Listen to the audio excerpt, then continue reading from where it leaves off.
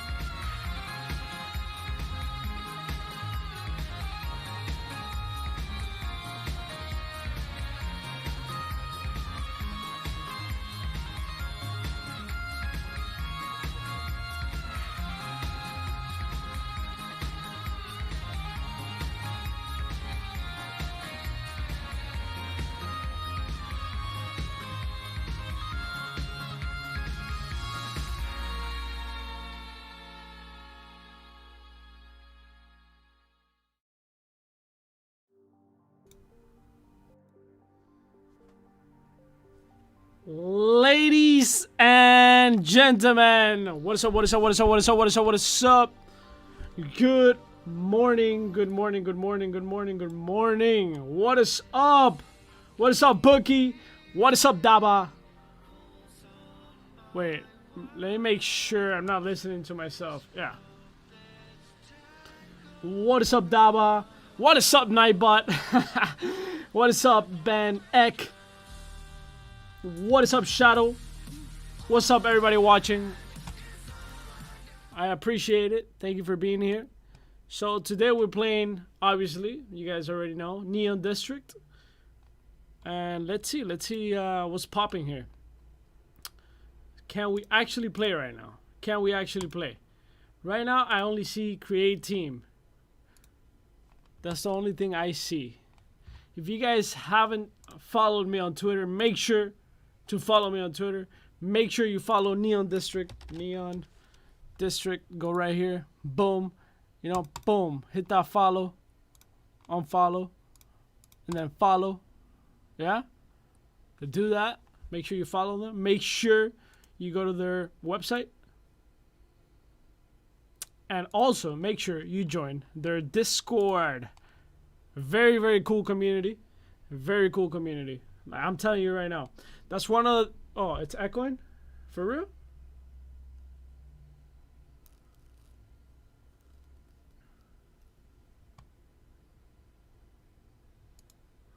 Lucky Benedict. Rashid. Yes, only 25. And I have one for sale right now. I know... Let me see. I have one for sale right now. My items. I put it for sale. Minimum 1 ETH. I'm not letting that go for less than 1 ETH. You know. I want the price to get to 4, but I'll take offers if they're, you know, if it's comfortable. But you know, I'm not letting that go for less than 1 ETH. Hell no, it ain't happening. Hell no. Hell no. Hell no. Am I late to the party? Hell no. You're new. You're brand new right now. I just started. So they're only gonna mint 25 of these, and I think there's a few pieces to this, and I'm gonna show you right now. I don't have them, but if you actually go to your character and you try to build it, right, and you go to equip, you're gonna have, I think you're gonna have some type of hat or some type of helmet. You're gonna have some type of body that is called Death Knight. You're gonna have arms that are Death Knight. You're gonna have legs, Death Knight, and then you're gonna have a weapon, which is gonna come out very, very soon. I don't know if it's today. I don't believe it's today. 1 ETH is $500, like a $550, $600, something like that. Oh, YouTube and Discord playing. Okay, yeah. Anyways, we're gonna open.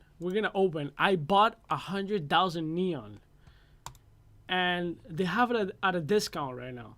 It was way more expensive. I literally bought, I don't know how much I bought. I bought like 20,000 neon for 0.5 ETH, and yesterday I bought 100,000 neon for 1 ETH, around 1 ETH. So make sure you buy some neon and get some loot crates, baby. All right, we're gonna open. Let me see if we can put a little song real quick. Oh yeah, this is very neon-like.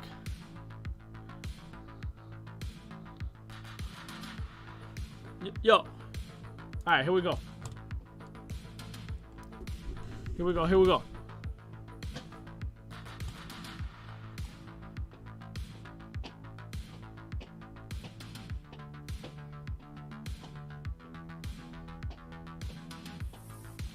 You need early access key.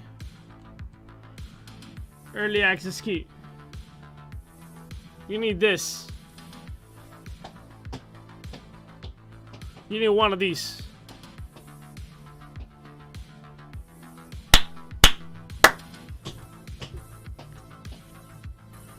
I'm gonna put the music higher real quick, because we need to get pumped.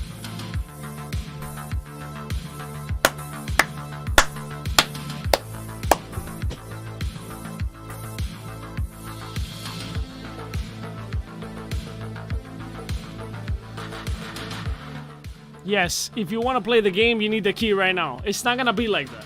In the future, you won't be able. You're not gonna have to do that. But if you have the key right now, you could test it.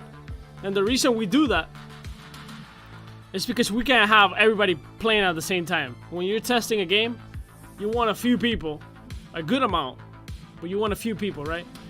And then you want to give the advantage to the people that actually believe in the game to be part of the beginning of the game, right? Of the creation of the game, right? But yeah, so the cheapest key right now, let's go to lowest price before we open some loot boxes. We go right here, put key. The cheapest one is 0.22 ETH, which is $30. I got it for 60. But you can't be mad at this, you know? This is the reward you get for being part of an early game. The people that got this at the beginning, they got it for way cheaper, right? So that's just how it works. In a month, around a month, it's gonna be free. You're gonna be able to play this and that, blah blah blah. Hey guys, we're in the crypto world. We are in the blockchain world, okay? I know it might seem expensive, and it kind of is in every single game in crypto. But the thing is that you own these assets, right? And it's a new technology. It's a new era. You gotta understand that when you're new to something, right? There's a price. There's a price to being new, right? There's a price to being new to the ecosystem. And it might sound now like, damn, bro, like, whatever, I'm not gonna put my money there. Totally understandable. But I'm putting my money in all these games, right? Because I believe in blockchain games. I believe that's gonna be the future. I believe every single game, every single AAA game, even Call of Duty, Rainbow Six, all of these games, they're all gonna go into crypto, or not crypto, blockchain. That's blockchain. They're gonna tokenize all their assets, even Fortnite in the future, maybe. Who knows? I truly believe that. Or they're just gonna stay behind.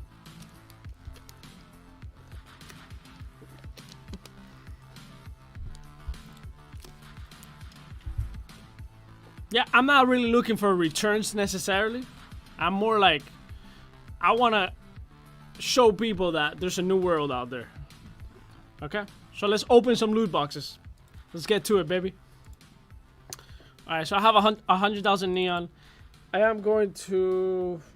How many boxes should I buy? I'm gonna buy 25 at first. Let's buy 25 boxes. And here we go. You guys ready for this?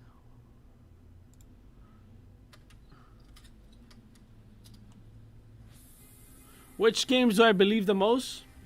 Well, definitely Axie Infinity right now. Like, as a general thought, yeah, Axie Infinity is the one I believe the most, but it's not like I believe less of the other ones. It's just Axie Infinity has a lot going on for them, but I believe this game also has potential. You know, the community is a good community.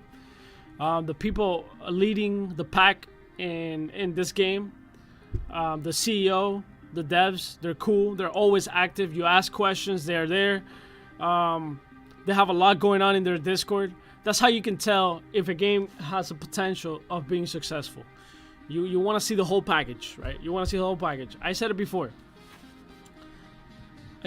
Sometimes you see a Twitter that you see a game that has a lot of followers, and then the Discord is dead, or the game is good but everything else is dead. Things like that. You want the whole package. You want a nice community. I'll explain that before we open. I'm explaining it again, okay? I explained this before. So you got the game in the middle right here, right? You got the game in the middle. Boom. You got the game. Let's say Neon District, right? What you're looking for is a game to have an art community, right? You want a game to have good content creators, right? You want to have writers.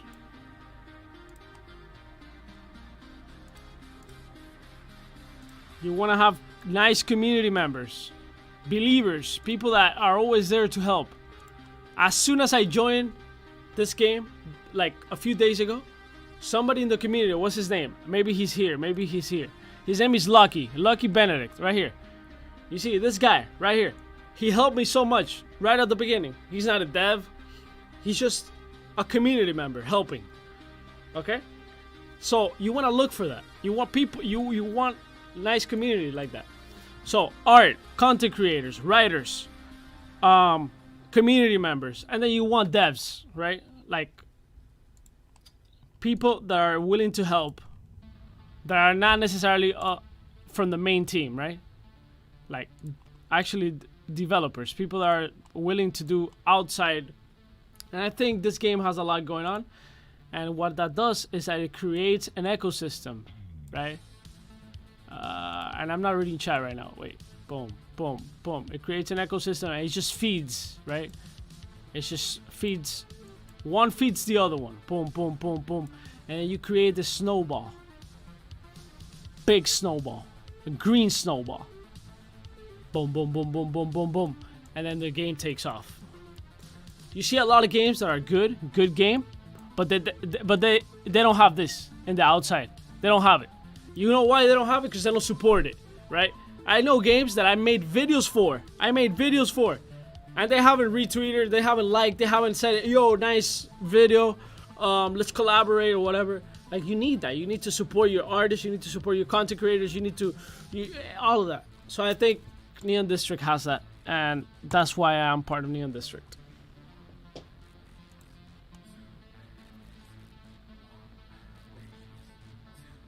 Is the game live? I'm gonna figure out right now. We're gonna open some loot boxes, and then we're gonna go into the game, okay? Alright, here we go.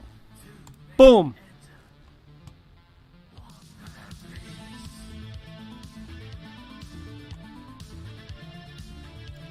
Common items, common items. Where am I clicking? Don't you see right here? I see it.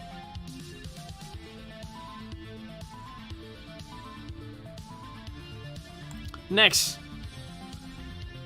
Ribbon AR. Okay. Wonder Ball. Uncommon, uncommon. Rare. Nice. Uncommon, uncommon. Okay. Oh, I like that. What is that? Uncommon. Ultra rare. Rare. Rare, rare, rare, rare. Uncommon. Ooh, I like that. I like that one. Do you need to buy this? I don't want to. Hey guys, I don't want to give you. I don't want to give you what's it called? Financial advice or anything. If you like the game, buy it. That's it. That's all I can tell you. I'm buying it. I've already put money into it. I don't want to be in that position where I tell you, yo, it's smart to buy it. I think it's gonna be no. I don't go into that kind of talk.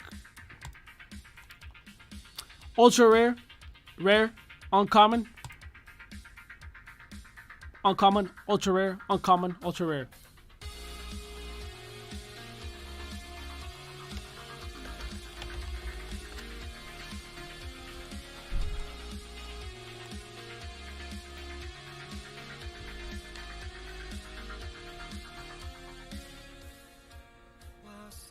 Come on, come on. Rare, rare. Oh! Let's go, baby! Legendary. What the fuck do you mean, baby? Oh, that looking good, good, good. Oh, yeah, baby.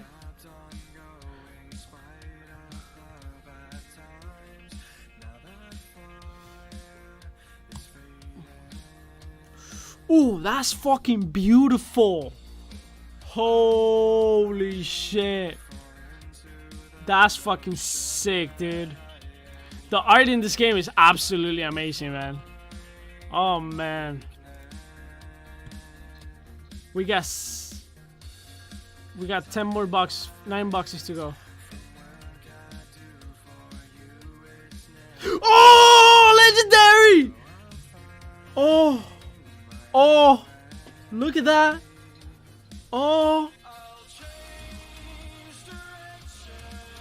Why am I overreacting?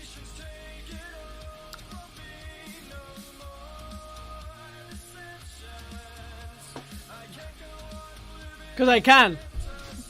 I don't know what to tell you.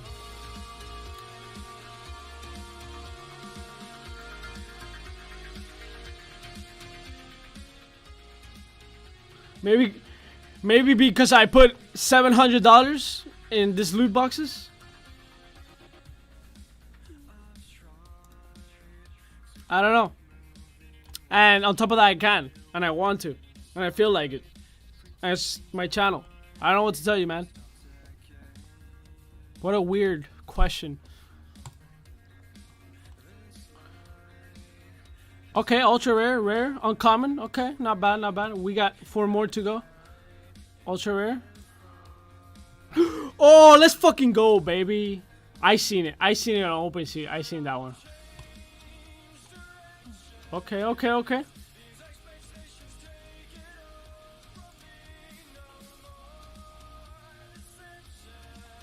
Alright, this song is the next.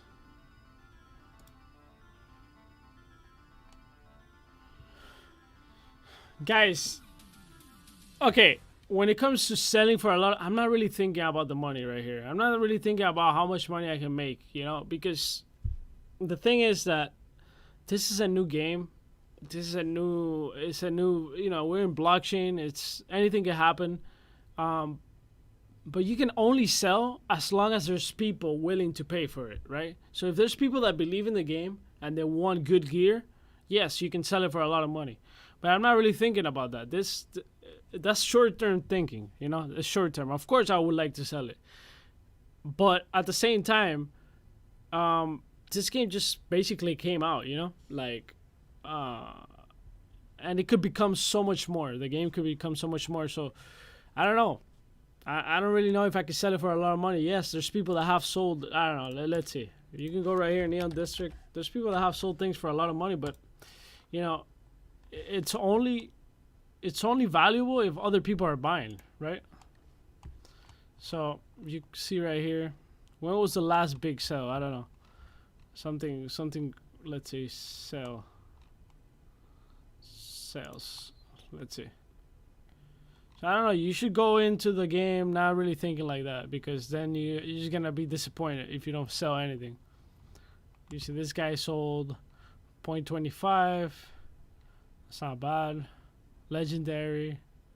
13 days ago. It's a whole set for 4 ETH.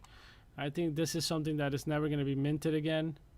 He sold a whole pack for 4 ETH. So yeah, I mean, you could sell, but I wouldn't be like thinking about it too much, because then you're gonna be disappointed, like I said. And if you're gonna be disappointed, this is not for you, you know. That's all I'm saying. That's all I'm saying. I don't wanna.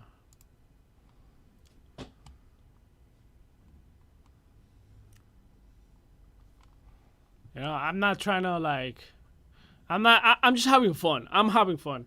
I'm doing it for content as well. But like I said, like I search for good games. I know this game has potential.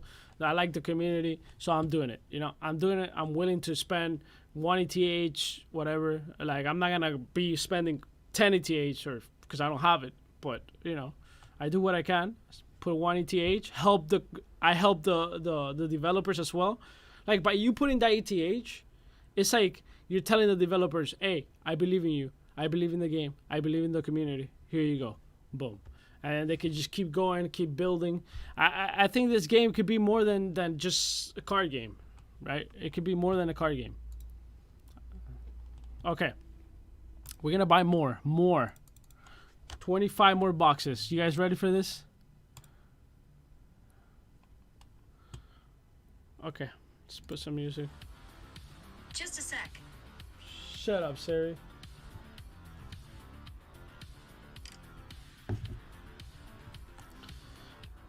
Yeah, right now I can't help you with Axie Infinity because I'm focused on this game. This stream is specifically for Neon District, so.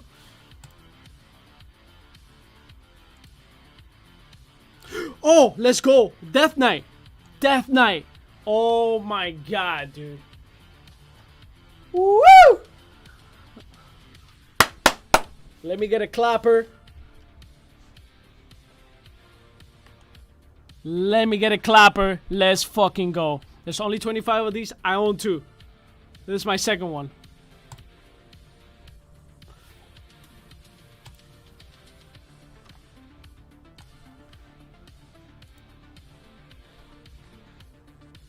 Okay. Oh, let's go, baby. Legendary. Vice Squad Mac. Legendary.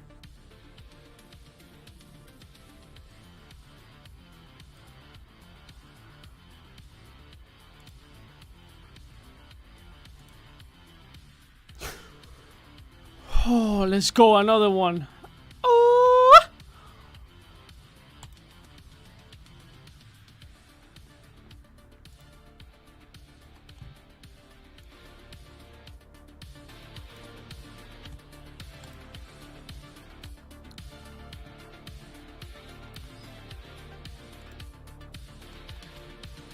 Uncommon, rare. Okay, next. You ready? Next box. Ultra rare, common, rare. Okay, not bad. Okay. Common, rare, ultra rare, common. Okay.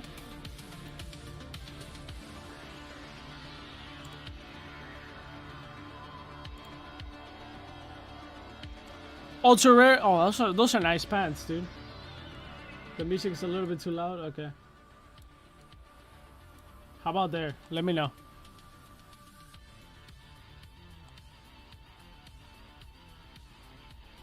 They're gonna implement that soon. They don't have it there. I already asked on Discord.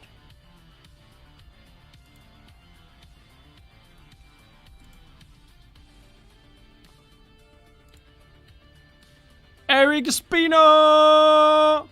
What's up, man? But that's a good question. Rage Kid, that's a great question, okay? I had the same question. Alright, we're gonna do 25 more crates.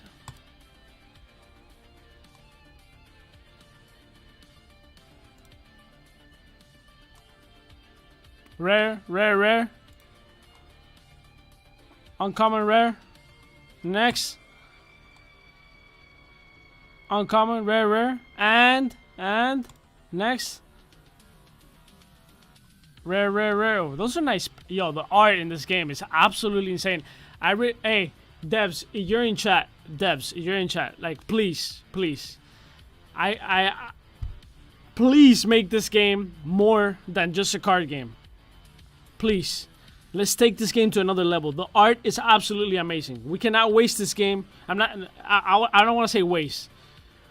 We can't just leave it there. We gotta make it into an MMO, RPG, some crazy stuff.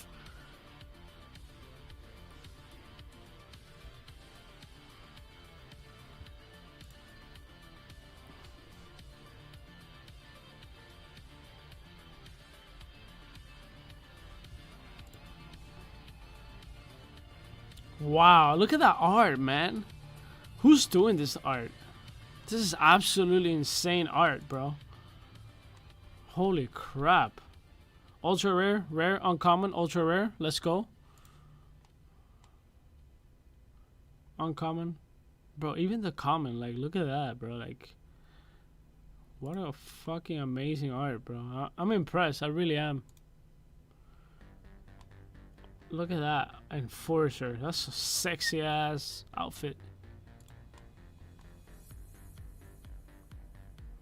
Is there a spreadsheet or list somewhere of all the items? No. Oh shit, legendary. Let's go, baby. Not that I know of. Not that I know of. We can ask on Discord, okay? Let's ask on Discord. I'll ask right now.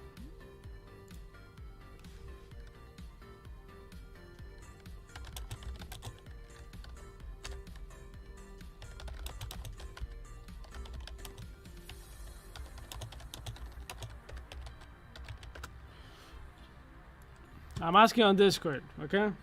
Guys, by the way, join Discord. Join Discord. Join their Discord. I'm gonna leave the... There. Ah, it's not working, the command. Okay.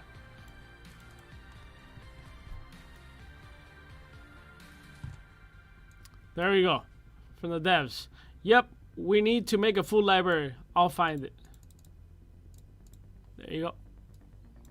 That's what I'm talking about, yo. Devs always on point. That's what I like. Nice community. That's what I like. Yo, we got a legendary. Let's go, baby. Woo!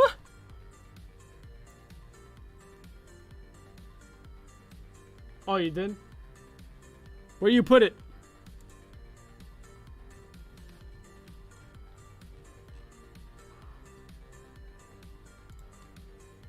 Wait, are you cyborg guys? Is that you, Lucky Benedict? Right here.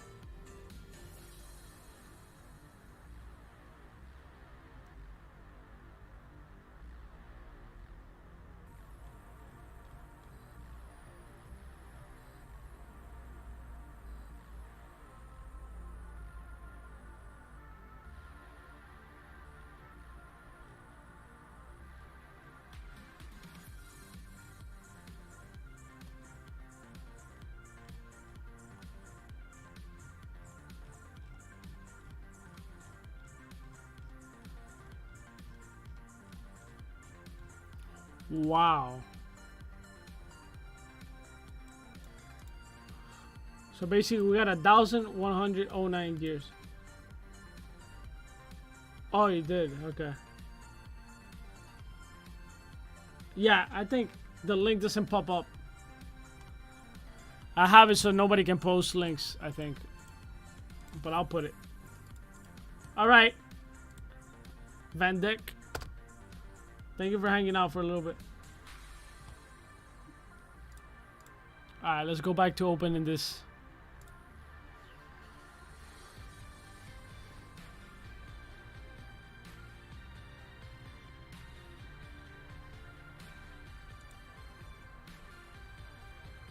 Rare, uncommon. Uncommon, rare, uncommon. Okay, okay, okay. Rare, rare.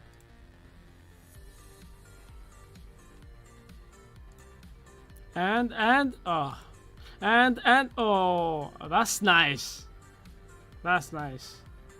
That's absolutely nice. Yo, who's making the art, bro? Ultra rare. Who's making the art for this, man? This is... I'm really amazed. I'm not even like... No cap.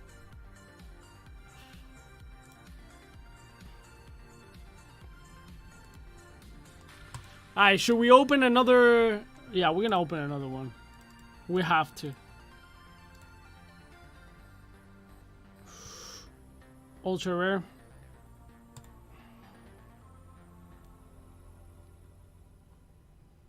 Rare, common, uncommon, uncommon.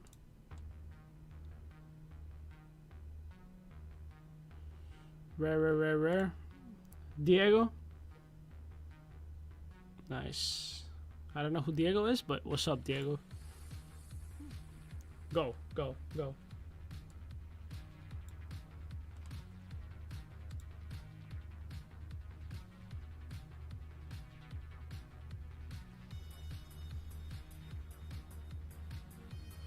Common, common, common, rare. Oh, let's go, baby. Ooh. Legendary, legendary.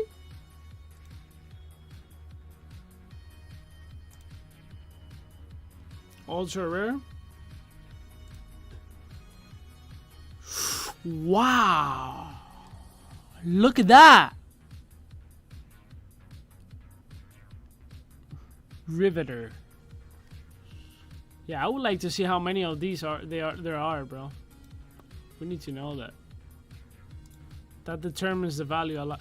Oh, let's fucking go. That's fucking sick, dude. It has like a little tattoo or something.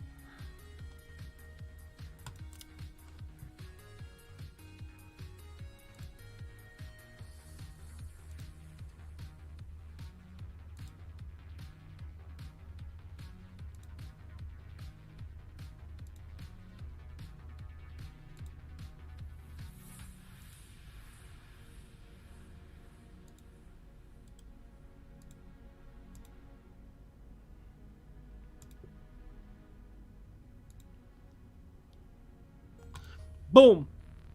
Let's go, baby. We legends out here, baby.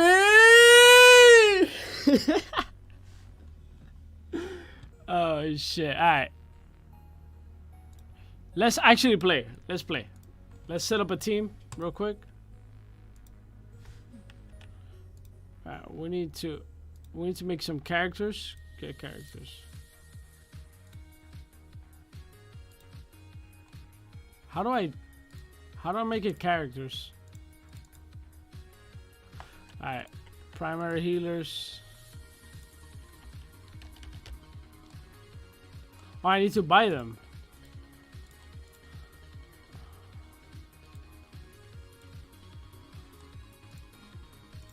I'm doing all of them female, bro. The fuck you mean?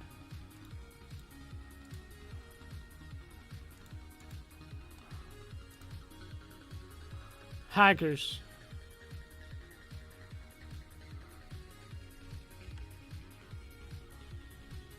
How do I go back? Buy another. There you go. Infiltrators, sure. I'm just gonna buy all of them.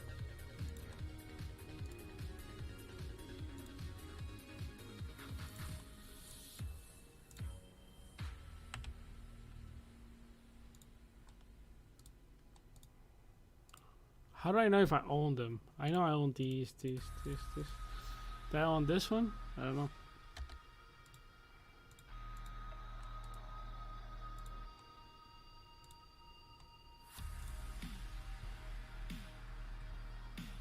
Okay. Alright, here we go.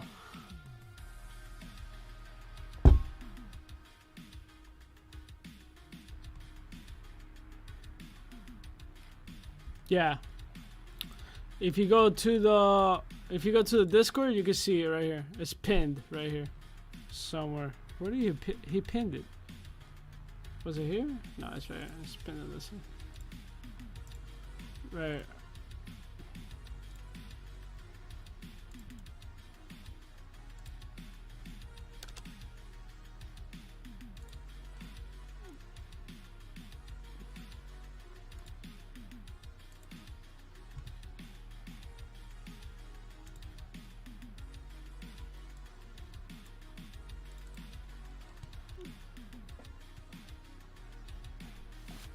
Can you earn items in the game? I'm sure that could be implemented in the future. I know you're gonna be able to earn some type of in-game currency, which helps you upgrade your parts. I mean your body and stuff like that. Like I think it's juice. I'm not really sure about the play to earn. We don't have a lot of info yet, but I'm sure they'll figure it out. Wait, let's equip the characters. Let's see.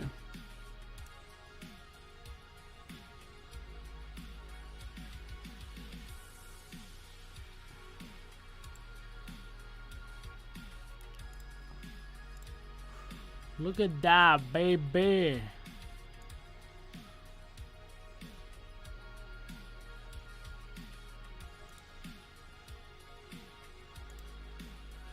Arms, legs, attack 9, attack 48. Wow, those are really nice pants. I actually want to change the body just because I want to see the pants. Oh, baby, look at that. Oh my god. Weapons.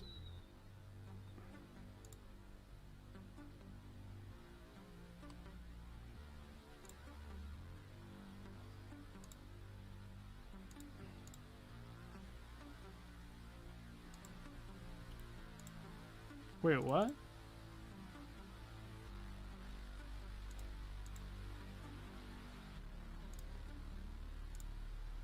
Alright, what does Jack do?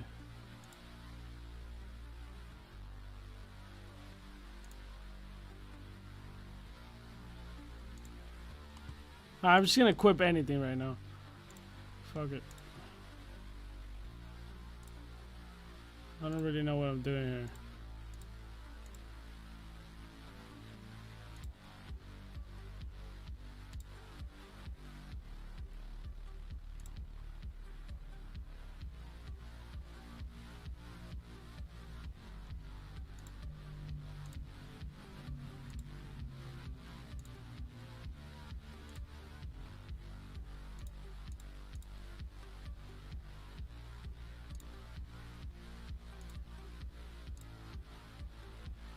That's a bro. This character's got too much swag, bro.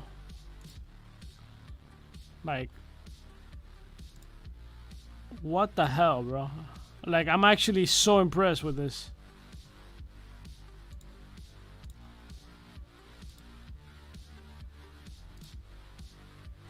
Wow, look at that swagger. Holy shit.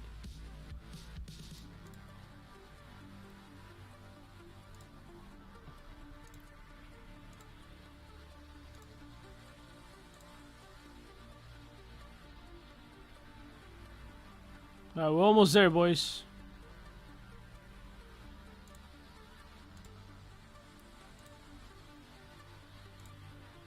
I think it's 4 characters that you need.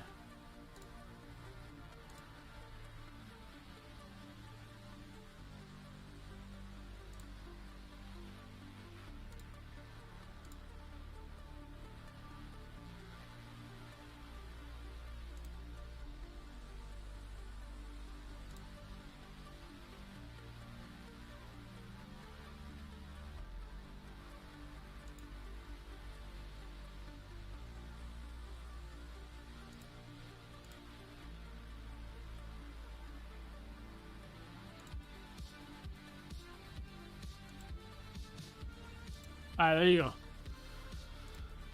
Battle team setup.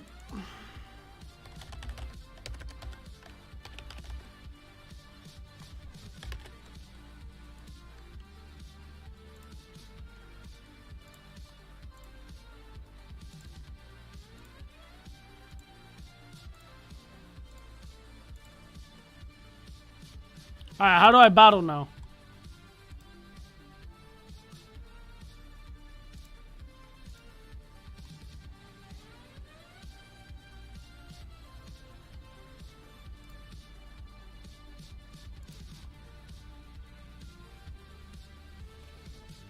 The music is great. Thank you. It's not their music, but they should have this type of music, like, you know, kind of thin synth. That's how you say it, synth music.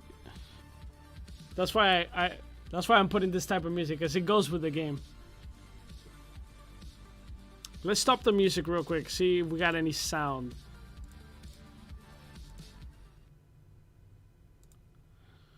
No, right now it's alpha. So for you to be able to join the alpha, you need to buy a key. Let's take away this ad blocker just in case that affects the game. Oh, okay. Baby. Alright. So what do we do? Select target. Okay. What am I doing? Oh, it's Jack. Okay. Target. Confirm. Yeah, no sound yet.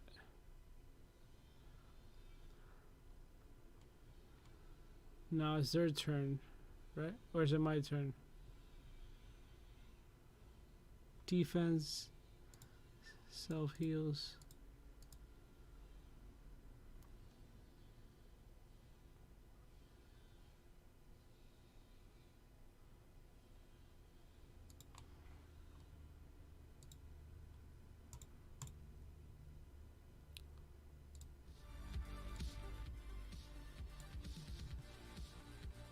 Alright, Bookie. Alright, we don't have any sound yet, so.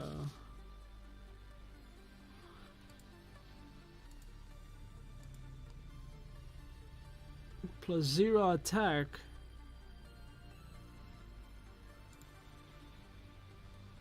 Confirm. That's a poison.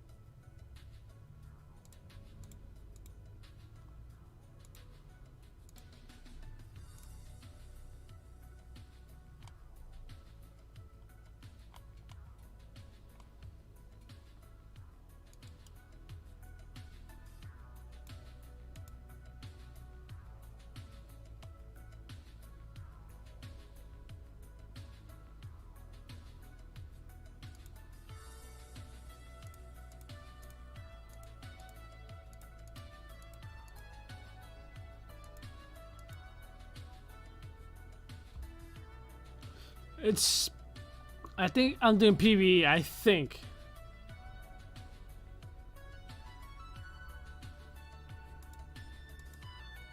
But I can do PvP. Let me see.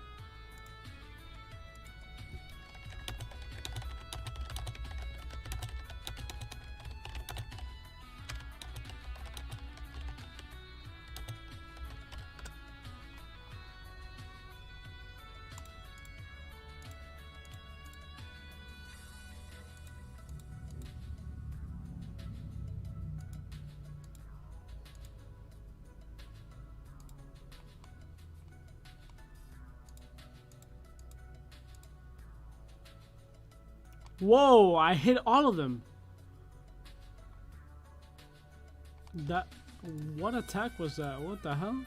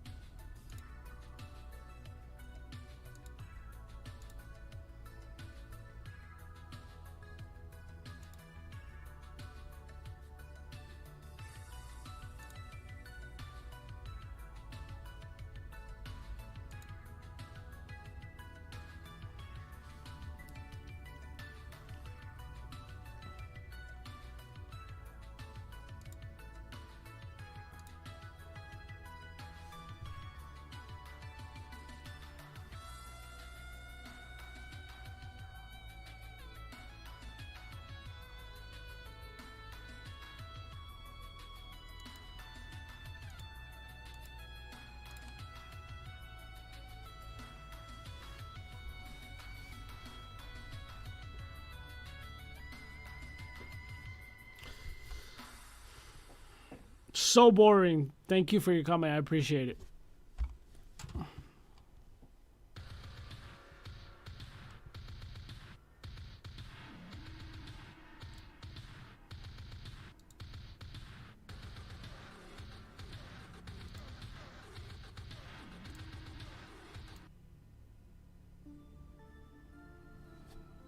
Alright, it's my turn.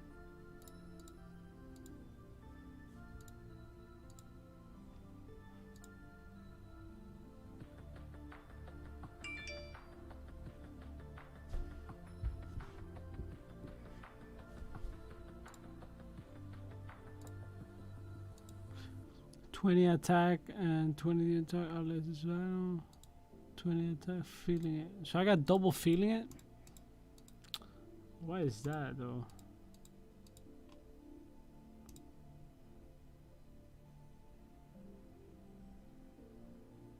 I'm very confused.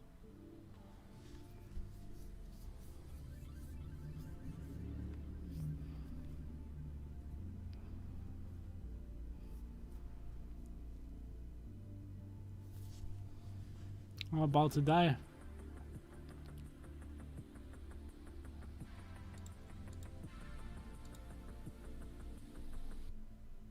Holy crap, what was that? Nice. Man down, man down.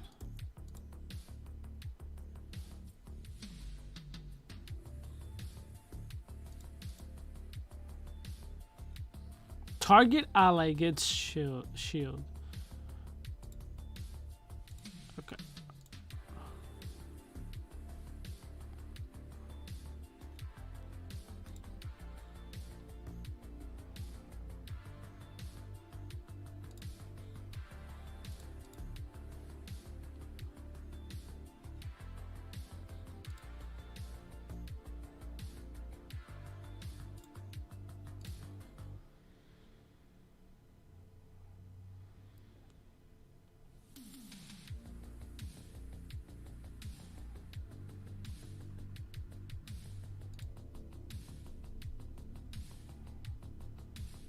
Damn, 241 damage. Actually insane.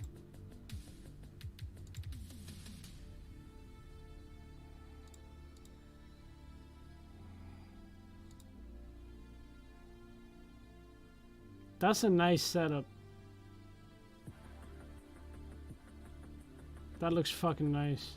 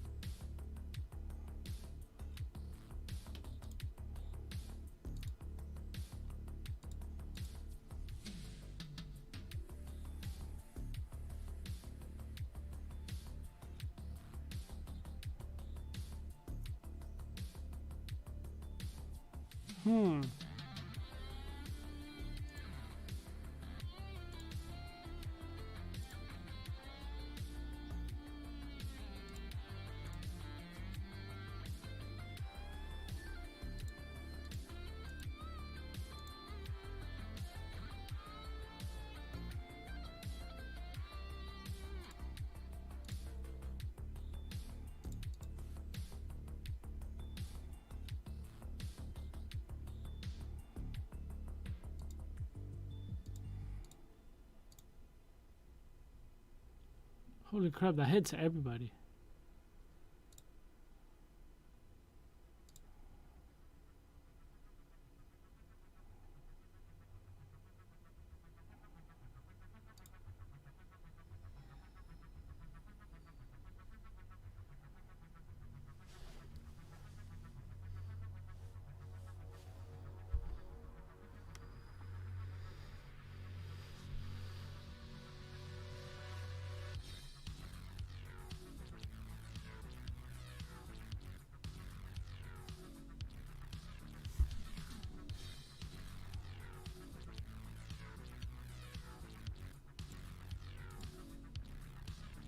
It's hard to imagine that this is a game that has been studied for 3 years. I mean, it's a small team, you know?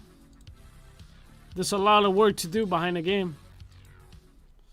But yeah, This is alpha, so yeah, I'm not really worried about it.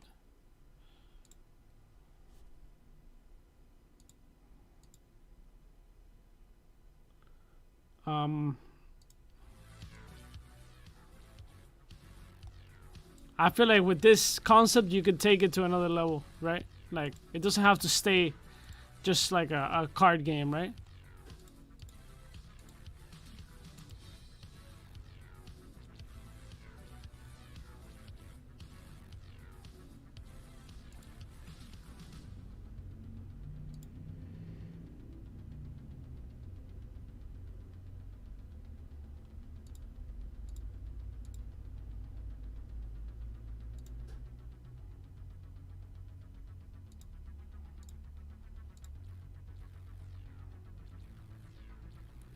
What the hell was that?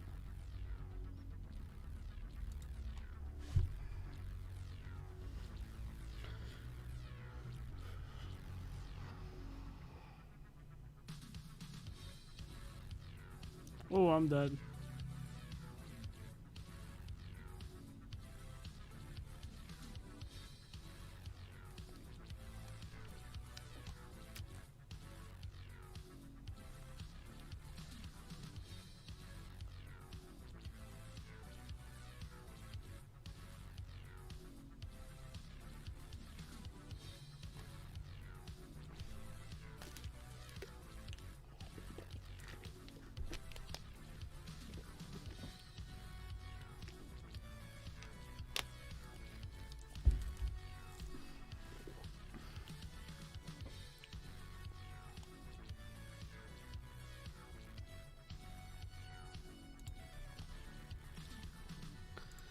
Hey, yo, guys. Here's what I want to tell you. Okay, it's important that you guys get this through your mind. Okay, it's important. When you criticize a game, you gotta criticize it from a constructive criticism perspective. I mean, you could be negative and be like, yo, this game is trash. Yo, this and that. Yo, oh my god, why the fuck is this like this? Blah blah blah, this and that. But if you do it from a constructive criticism perspective, it's not only gonna benefit you because you're not being negative, right? You don't have that vibe, but it's also gonna benefit the devs. Okay, so any criticism that you have, do it from a constructive criticism. Here's how I think you should do it. You go into Discord, you go into wherever you want to put it, general. Hey guys, I like first start by saying what you like, right? Oh, I like the art, I like the concept, I like this. I would love to see the game do this, do that, do this, do that. I think it will be beneficial for the game. If you speak in that way, it's gonna be beneficial for everybody.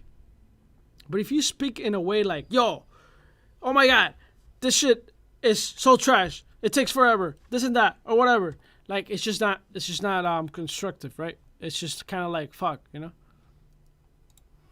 I'm just saying.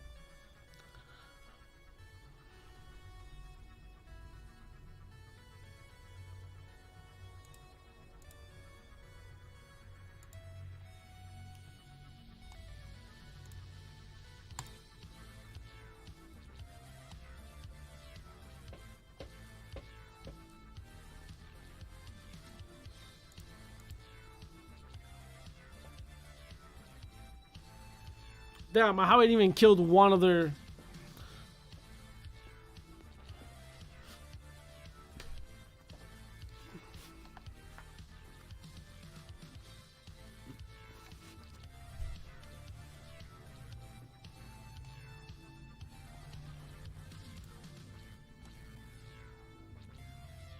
Yeah, we definitely need some type of timer so that people don't take forever. I don't know if we have that. I guess we could test it right now. Let's test it. Let's test what happens. I'm gonna step away, go get a Red Bull. It should be like a 20-second timer per character, right? Or 15 or 30 or something like that.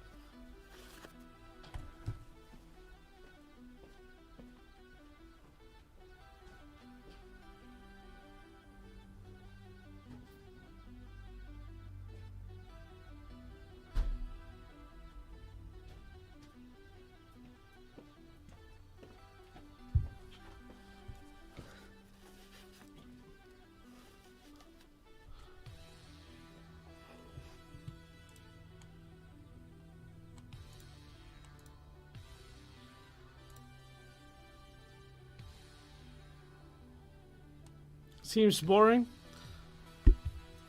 It's a little bit slow, that's for sure. I'm not really into card games or turn-based. I said it before. I'm not really into this type of games. I just want to see what can be done with this type of game and take it into something else. I think the characters are amazing. I think the art is amazing. I think you could take this game and, you could take this concept and take it into something like I said before, some type of... Oh, I should have attacked. Yeah, you could take this concept into like an MMO. Like, I never seen an MMO like this. Like an MMORPG, open world. Top-down view, maybe. Third person, I don't know. I think there's so much you can do with this. And you can still have the PvP card game, right? You can still have it.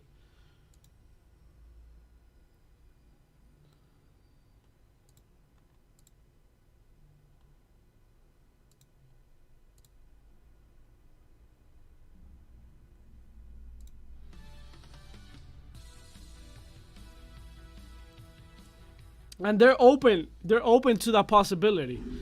Like, if we go to their... Let's go to Neon District real quick. If you go to their blog post right here, they're open to that possibility. They don't want to stop here, right? Like, they're open. They're not saying they're going to do it. They're just saying, like, hey, like, like, somewhere here. This is the play to earn part.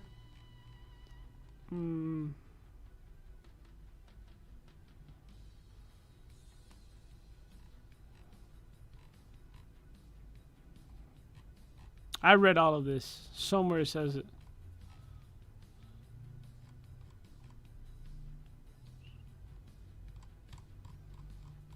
I don't know where, but...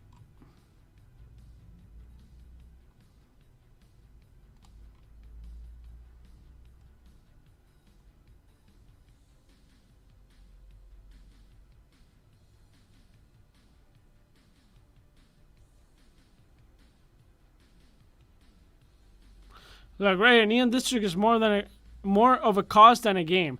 It's on a mission to create a beautiful, multifaceted, player-owned universe that lasts longer than any game like it has ever has.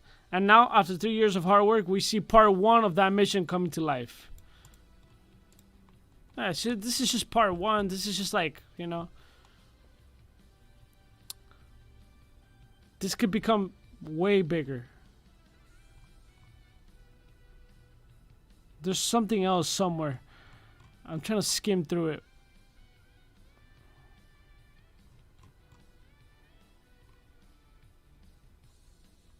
Yeah, it's somewhere there. Whatever.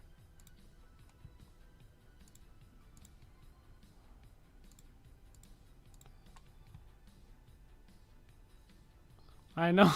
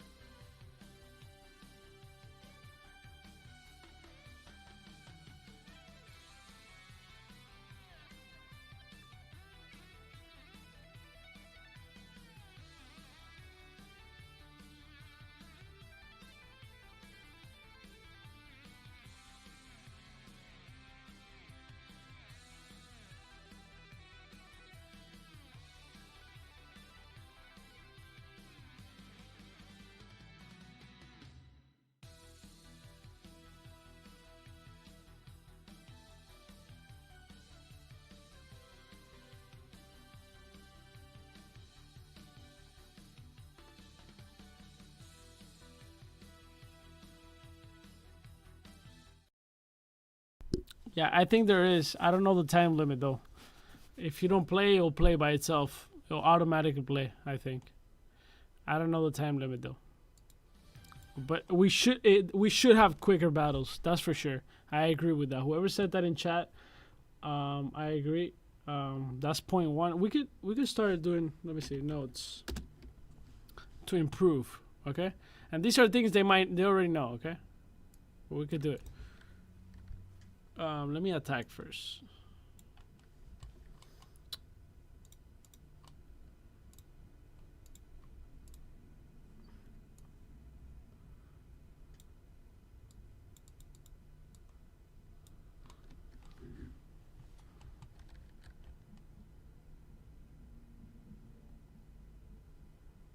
Okay,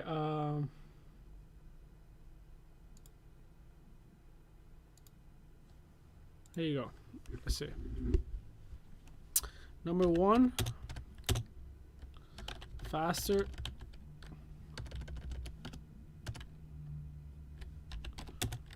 Faster gameplay. Number two, easier to understand card mechanics. I'm reading this, but I'm not really understanding a lot of things. I feel like some of the things that I do, like I attack, and then what I'm seeing here is not really what's happening.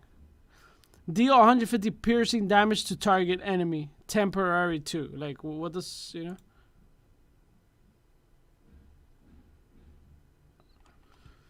In this case, it did happen. 150 negative. Okay, but anyways, let's just put that sound. Obviously, they already know that. Already talked to them. The other thing is faster. No, wait. Turn timer. What else can we put here?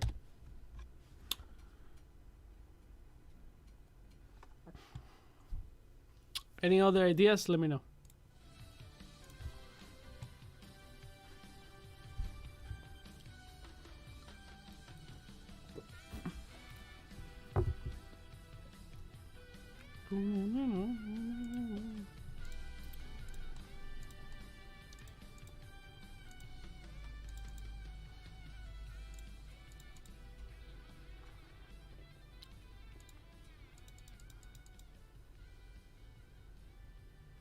Oh, I'm dead.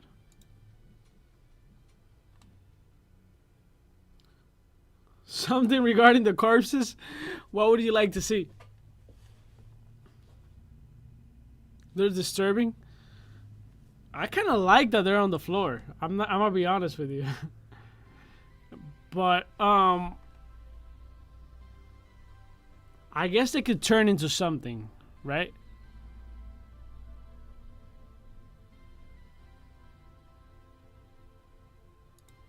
Surrender button. Are you saying I'm trash? I should surrender? Surrender button. Corpses.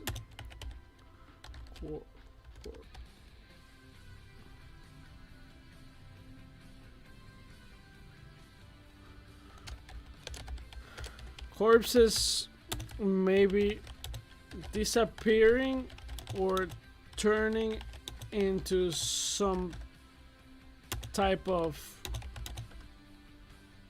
neon flame or something.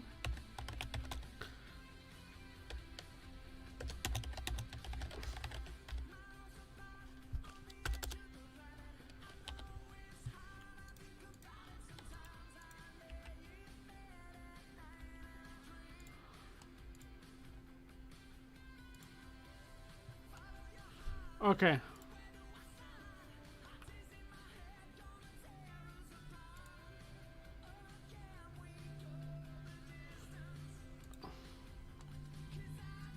What else? What else? What is this song, bro? Nah. Just, nah. Nah.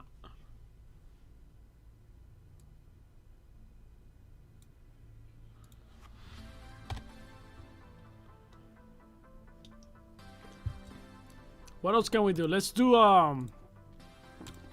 A private match. That was PvP. That was actually PvP. Oh, this is the same. Okay, I thought we were gonna fight monsters and stuff.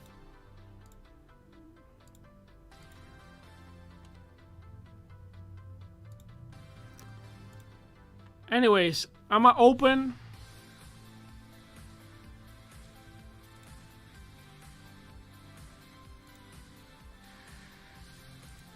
I'ma open more boxes.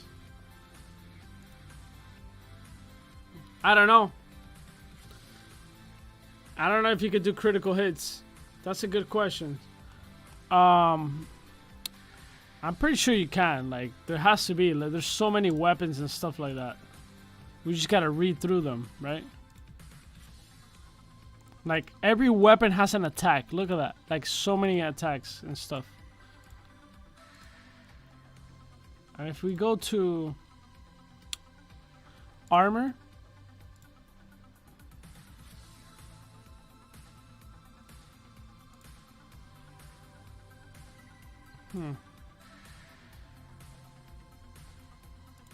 We just gotta identify what's good for what, right?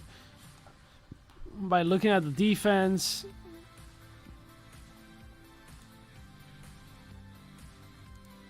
Yeah, I already told them that. Sounds for fighting. Loot. Opening. Etc. They know that already. What else? I think different background layouts.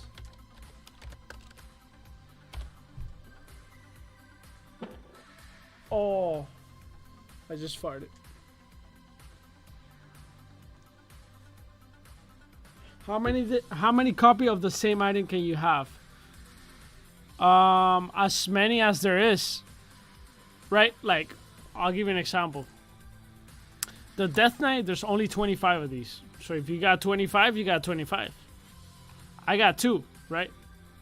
So I got 2 out of 25.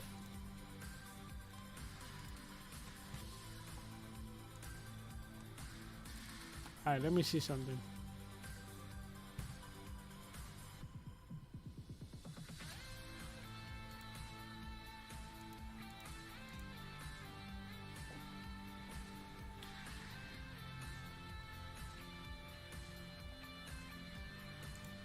Let's open a...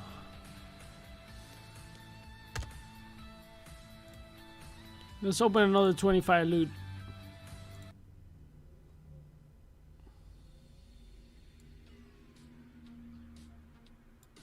Yeah. Only 25 of those. No, there's only 25 in the whole game. So you can hold as many items as you want, but every item has a certain limit, right? Some of them don't have limits.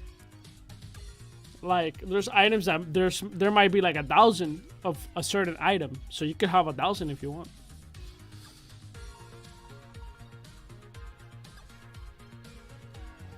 Everybody can hold anything they want, but the items have a certain limit. Yeah, exactly. Let's see if we get legendary here. Oh, baby! Another one, another one.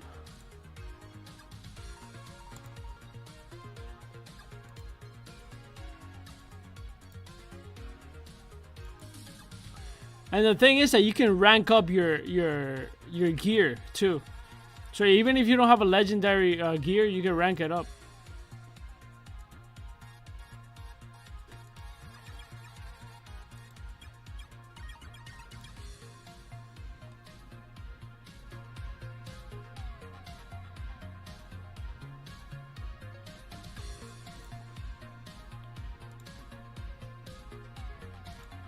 Yeah, me too. I wish we could see that. Oh, that's another thing we gotta add. Yeah.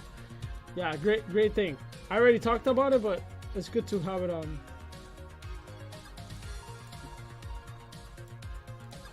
Oh, another legendary there.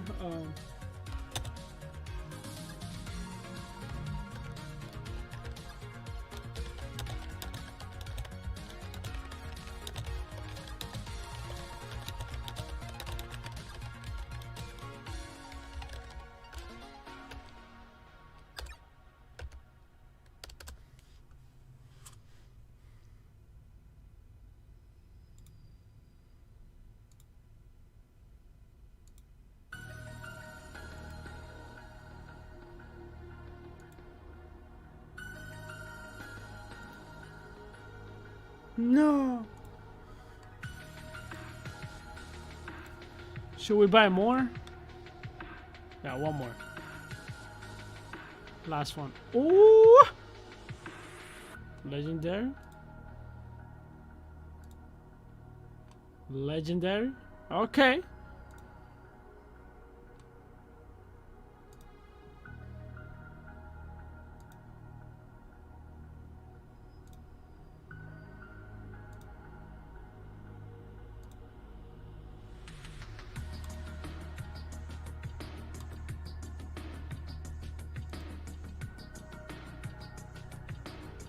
That's pretty cool.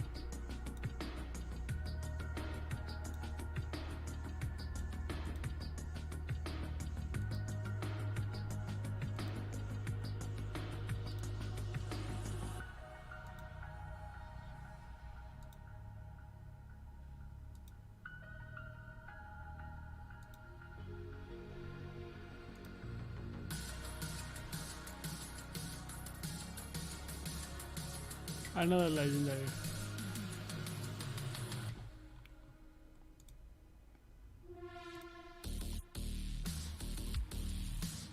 Yeah.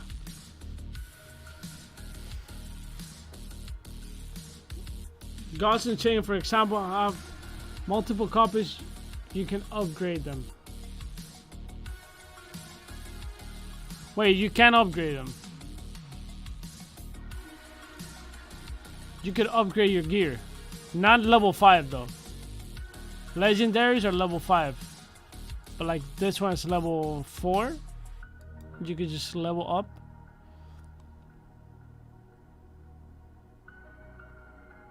And make it level 5.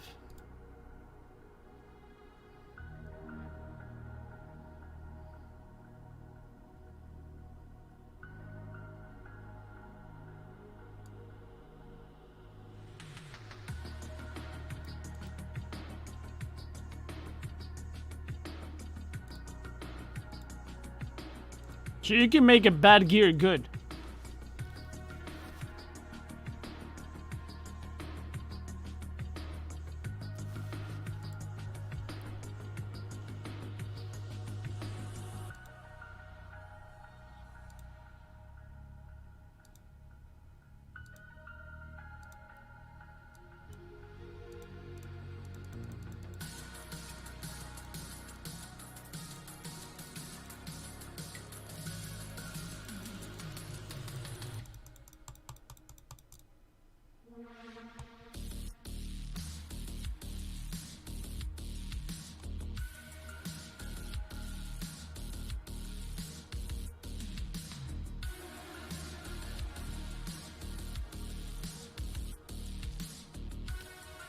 So how much is this going for on OpenSea? How much would people pay for this? For the Death Knight? I'm not really sure.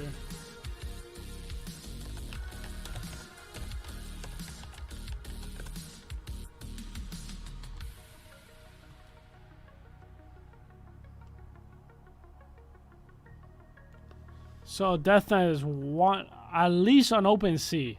There's 1, 2, 3, 4.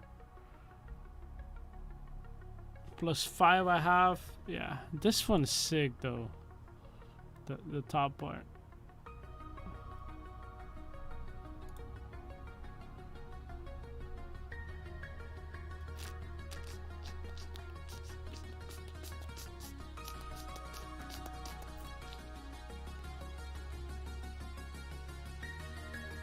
Yo, anything else you guys want to add to the game? I have a list of things here.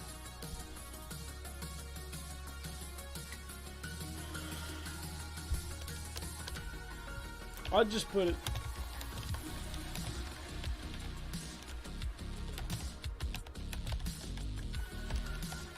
That's. I mean, that's big. That's too big, but yeah.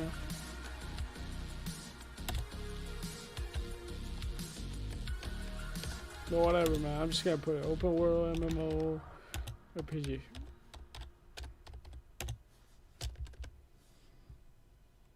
There.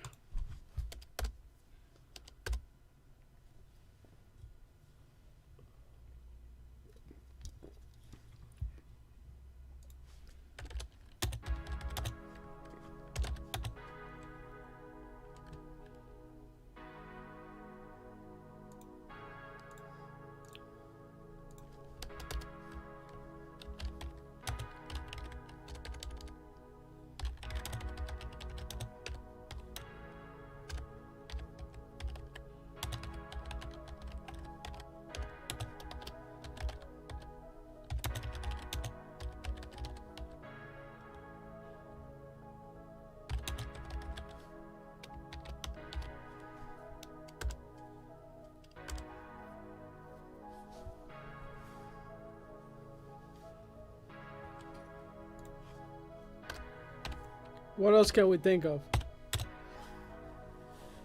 What else can we think of? We're trying to help here, guys. We're trying to build a game with them, okay? Very important.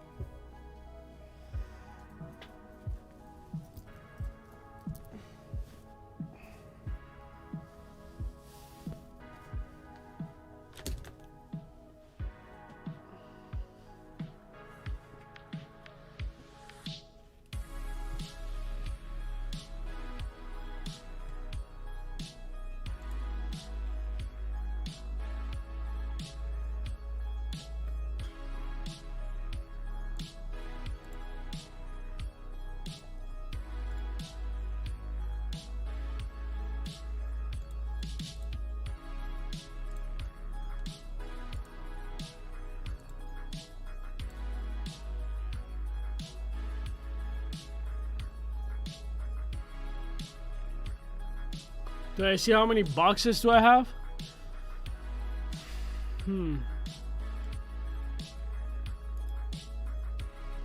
Right. Yeah, when you get boxes, when you buy them, yeah, you can see it. You can see it on the top left. The thing is that my camera was on the way. So when, like, let's open some.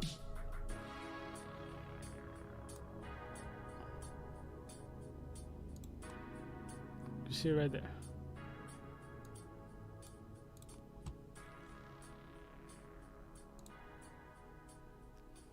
Woo! That's fucking sick.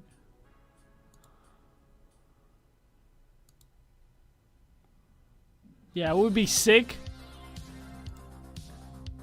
It would be sick that every time you get a legendary or even a uncommon, like it glows like, and it has like fire or something and smoke and.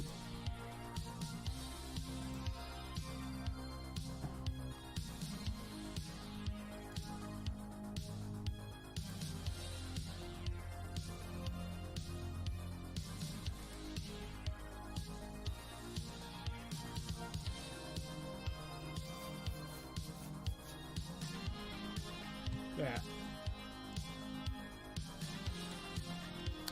Anyways, I think. Let me see what I have here. Damn, I don't really have legendary weapons. I got armor. Characters.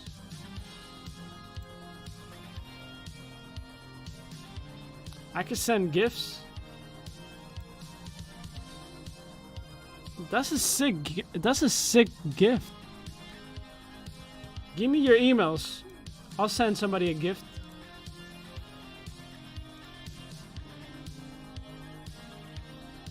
Somebody put an email. Let's test it.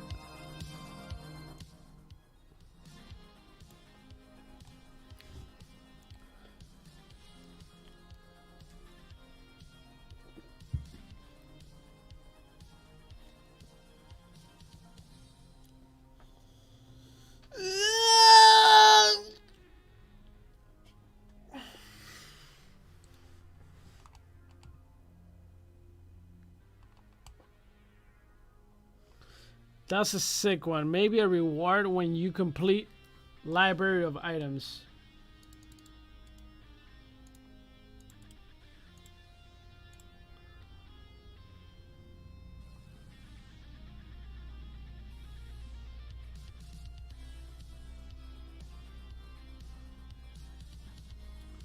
That is the longest email ever.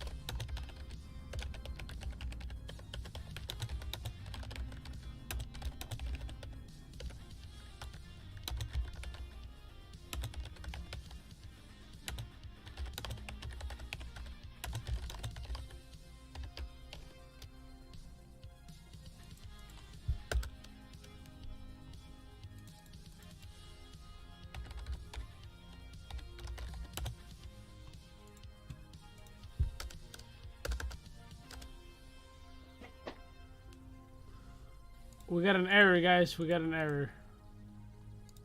Let's try another one.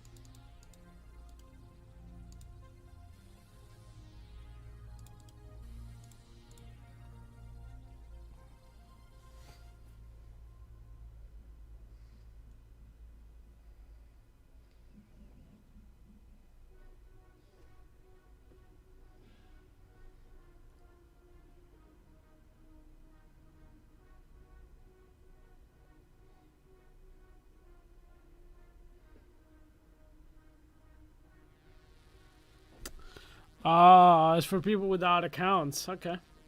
That's cool. Oh well. Yeah.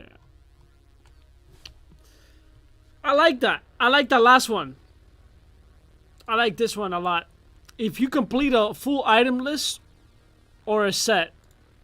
Full item list.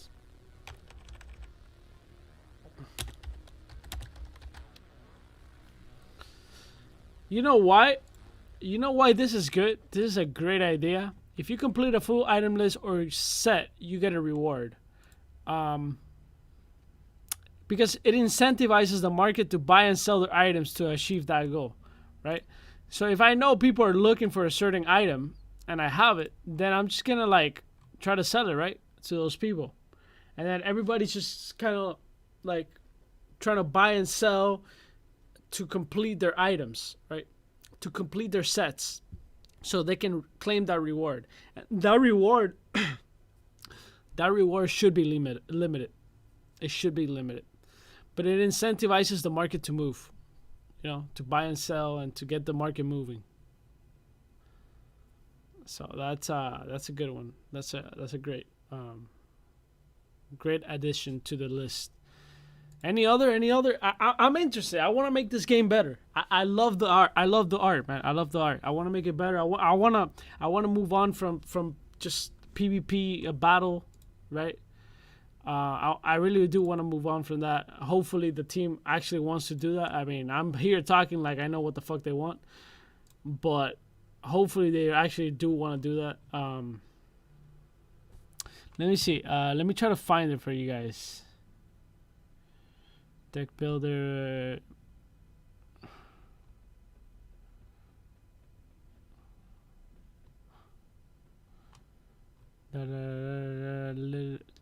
Okay. Let me see if I can find it. I can find it.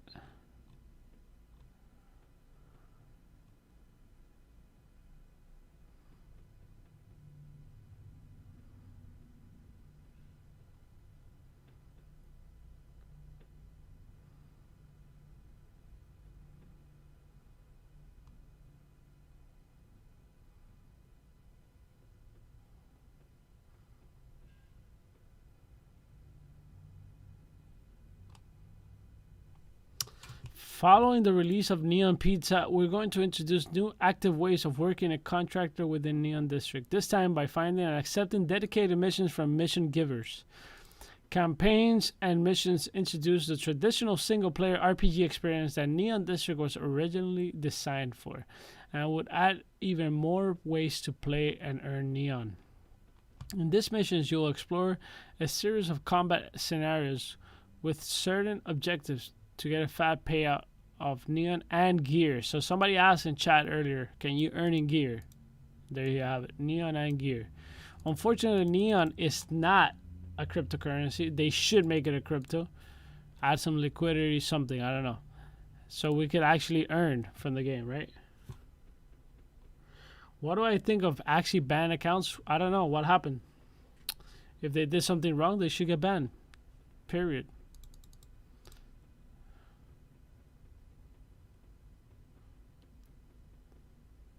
Yeah. But I'm not sure what happened, you know?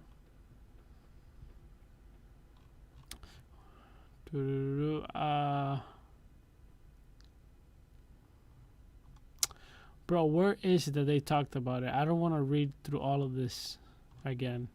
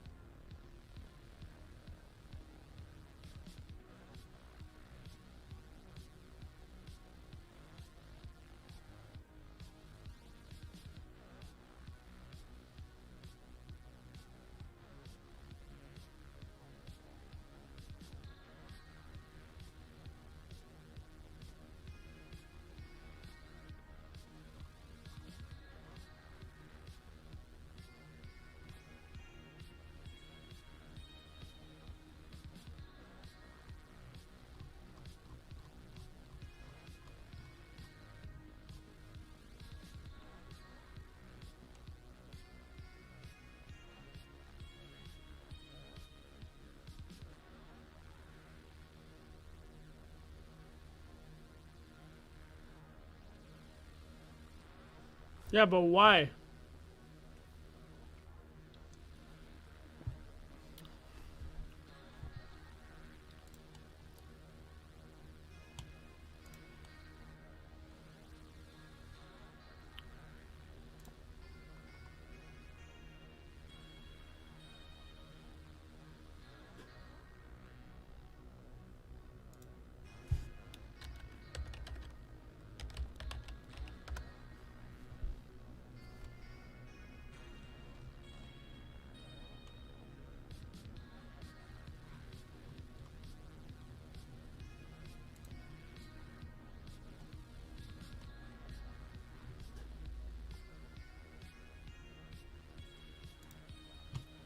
Well, I'm trying to figure. I'm trying to find this thing I said.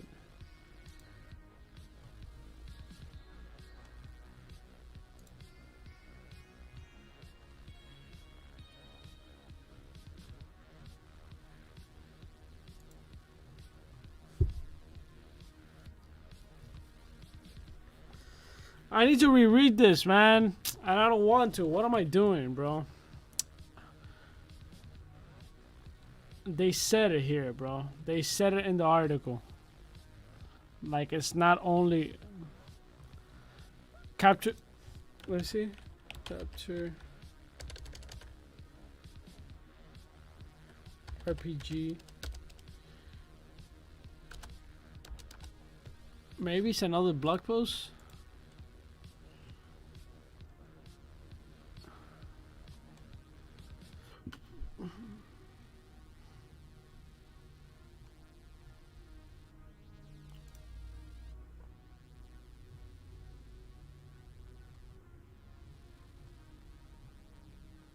No, it has to be on this one.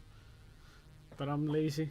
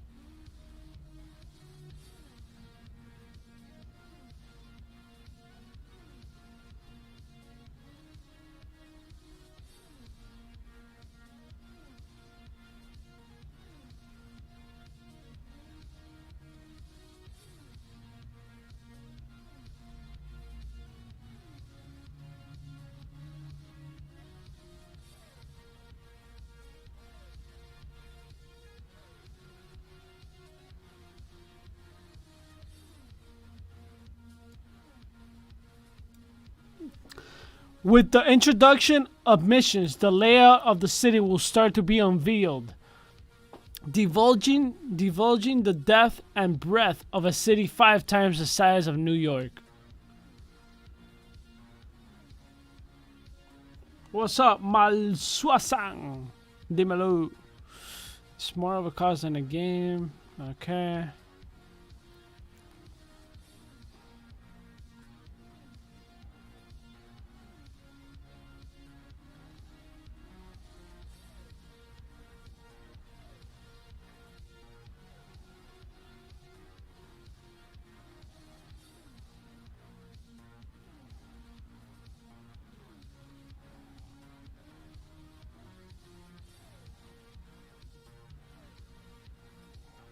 Oh, it's right here.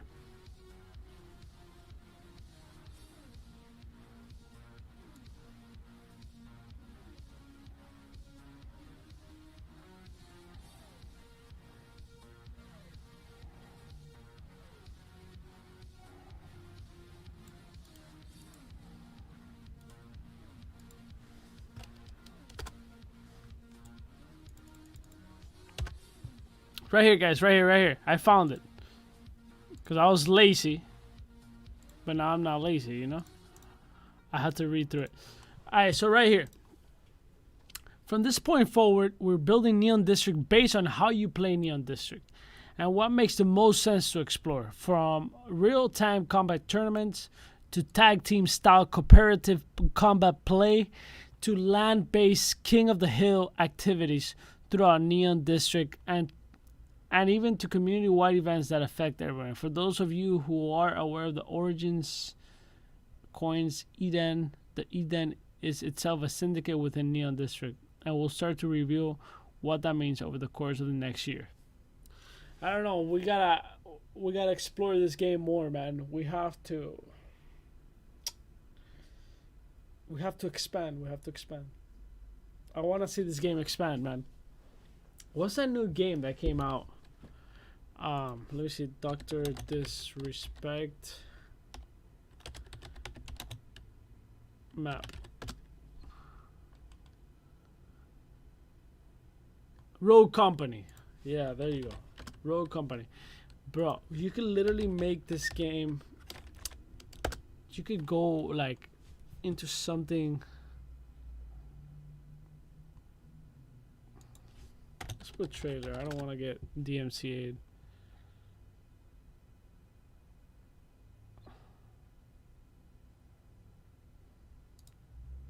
Rated T for teen. Hey, don't worry. Demo was born ready. Follow my lead. Almost up. Sniper! Pinging that sniper for you. I'm taking the flank. Imagine Neon District even as a shooter. Your day, huh?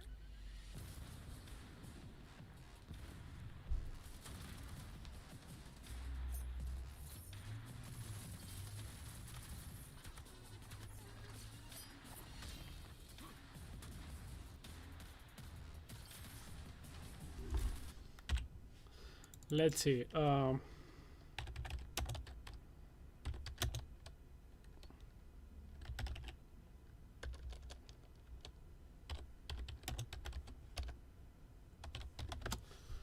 Let's see if there's any 80s style. There isn't. Bro, there isn't, bro. Bro, there literally isn't any MMO open world RPG that has it's like neon type of style. There isn't. There's a market for that.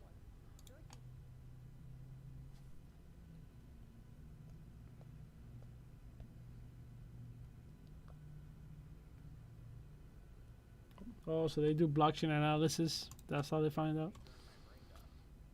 In this video, I'm going to talk about the biggest upcoming MMORPGs, the MMOs that look more on the AAA side of things in terms of scope, budget, and visuals. These are the games that I expect will give everyone a solid 2 week today's sponsor. A3 still RPG where you level up, obtain powerful gear and progress your character, and the Battle Royale where players can earn rewards that positively impact the progression in the MMORPG. Click the link in the description below to download A3 Still Alive now. First up, we've got Crimson Desert. This is the new upcoming flagship title from the Black Desert Online developer Pearl Abyss. This game was initially announced 1 year ago and seems to be... Bro, we could make an MMO RPG Neon District style, bro. We can make it. Yo, we have to talk to... I know, but bro, blockchain has so much money, bro. You think you pitch this to the blockchain community. You think the blockchain community is not gonna like react to this? I think we will. I think we will. Focused version of Black Desert, but apparently... And you don't have to make it like big right off the bat. That's the thing. You don't have to make it big right off the bat. You can make something small, like a small map, right? And then expand little by little, right? You don't have to like, you don't have to go big or go home type of shit. Still have all the stuff that people enjoyed about BDO, such action combat system. I actually expect we'll start to see a lot more of Crimson Desert in 2021, as Perlibis There's so much money in crypto, bro. extremely fast when it comes to making MMOs. It only took them just over 3 years to make the base version of Black Desert, and they churn out content for that game rather frequently. As Crimson Desert is a Korean MMO, I fully expect the game to have a lot of pay-to-win / pay-for-convenience aspects, but I also expect to be able to get a lot of fun out of the game as a free player, similar to the way BDO is much more playable without a big cash investment nowadays compared to when it first launched.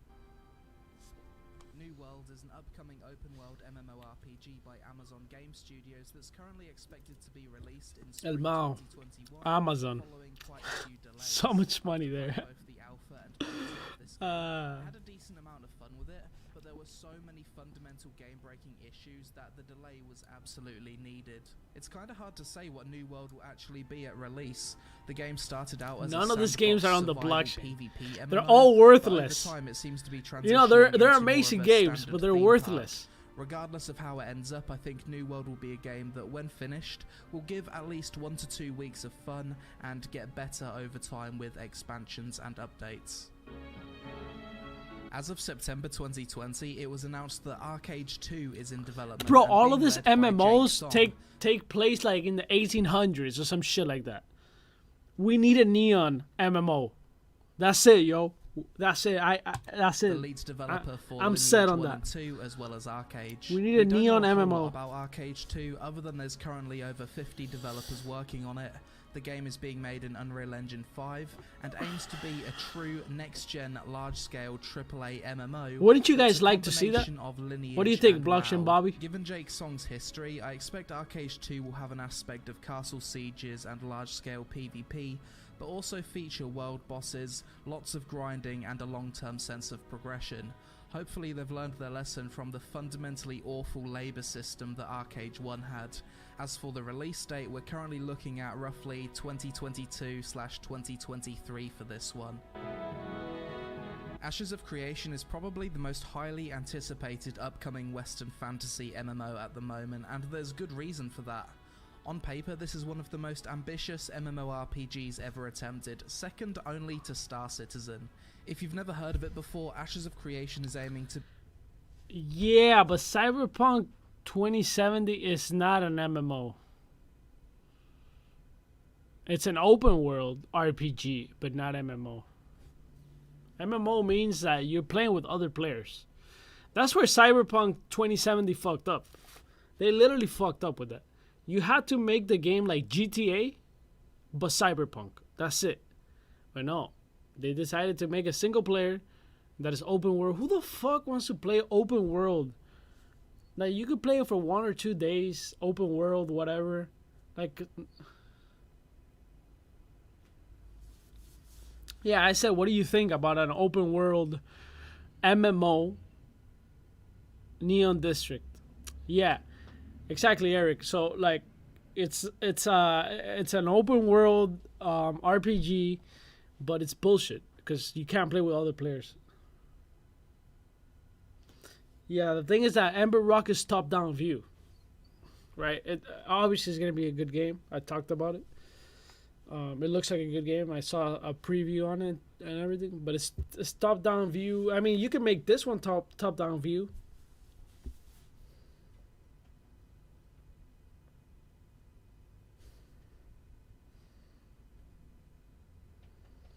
But the thing is, like, all these good games, they're not on the blockchain.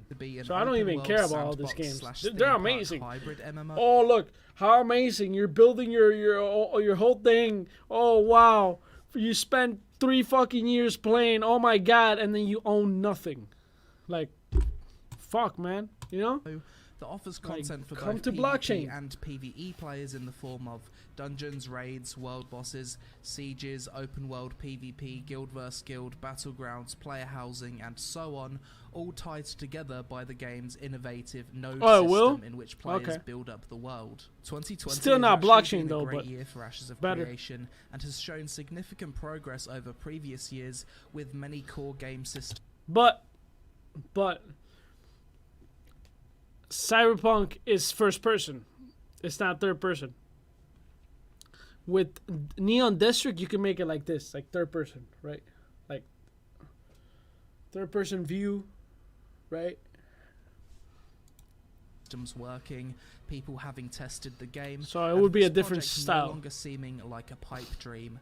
Ashes of Creation goes into its Alpha 1 testing phase in spring 2021, so expect to hear a lot more about it then, but realistically the game is still a solid 2+ years out from a full release. Ashes of Creation is such a big project that it's hard to even say what this game is in this kinda short video, so if you'd like to find out more about it, then check out my video, Genuinely the Most Exciting Upcoming MMORPG. People are not asking the right questions. They're not asking the right questions because they kind of think. Elion is an upcoming Korean They all look MMORPG the that same, initially bro. started out under the name Ascent Infinite Realm. This game is being developed by Bluehole, the same people who made Terra, and was initially announced late 2017. Following a beta test in 2019, the game received some fairly negative feedback, so the developers They're going basically to send the multiplayer in the future. Yeah, but it's dark not for a year blockchain. and completely changed the game's combat and Any many game that is not fundamental blockchain gameplay is trash, systems, in my rebranding mind. itself That's my from opinion. Ascent I don't Infinite play any Realm game. to I literally quit every game. If it's not on blockchain, I'm not playing. There's no point. There's no point of playing a game 10 hours a day or 5 hours a day or 2 hours a day for 3 years of your life. And then all the progress that you made, you can't monetize it. Or not even monetize it. Forget about monetizing. You don't feel like you own it. There's no trading. It's just trash. Elion. After playing Ascent It's just a Infinite Realm, waste. these changes are definitely a good thing, as Ascent Infinite Realm kinda sucked. The combat was clunky, the flying combat was a gimmick, and I didn't really see much potential in the game. And that's Now, my with the opinion, by the changes way. Since I the don't- transition to Elion, I don't the expect combat everybody to looks think that way, ultra-fluid but, and fast-paced. The large-scale PvP seems really nice, and it seems like a more boots-on-the-ground fantasy experience with a small amount of flying Yeah, I agree. content rather than that being the focus of the game. Elion goes into Korean beta in December and already has publishing deals set up for EU and NA with Kakao Games, so I expect this to be an MMO we'll see release in 2021. Star Citizen is without a doubt the most highly funded upcoming MMORPG, as well as the most ambitious. This game has been in active development for 8 years already, and still doesn't seem to be too close to a full release. Despite this, some parts of the game are playable, and you're able to walk around, check out the shooting mechanics, and fly a bunch of spaceships around. I do think Star Citizen will release one day, but with the average MMO taking 5 years to make, and this clearly being one of the most ambitious games ever attempted, I wouldn't expect to see a full release before 2023. If and when it does release though, it will be every sci-fi gamer's wet dream. Earlier in 2020, it was announced that Amazon Game Studios will be developing a new Lord of the Rings MMORPG that we initially heard rumours of back in 2018.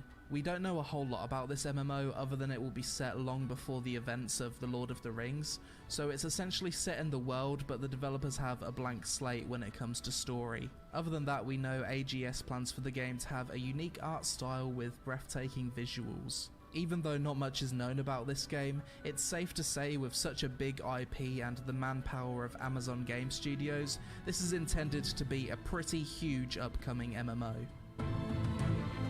Core Punk is one of the few upcoming MMOs on this list that you'll likely be able to play fairly. Whoa! Hey! You see? Something like this? So, this is like Neon District, but 1800s style. You see, we could do something like this. It doesn't have to be like full blown, oh my fucking god, like wow, like, you know, top down view. It doesn't need to be like, we don't need to make, like I said, we don't need to make a huge world. We don't need to make a huge world. We could start small, like a town hall, right? We can start with the town hall. Bro, I'm telling you, man. Yo, I hope the devs are listening to me, man. I'm gonna cry. Soon. This is an isometric open world MMORPG that gameplay wise seems like half MOBA, half MMO. The game has stylized graphics, PvP, dungeons, crafting, gathering, quests, and all the stuff that you'd expect from an MMO.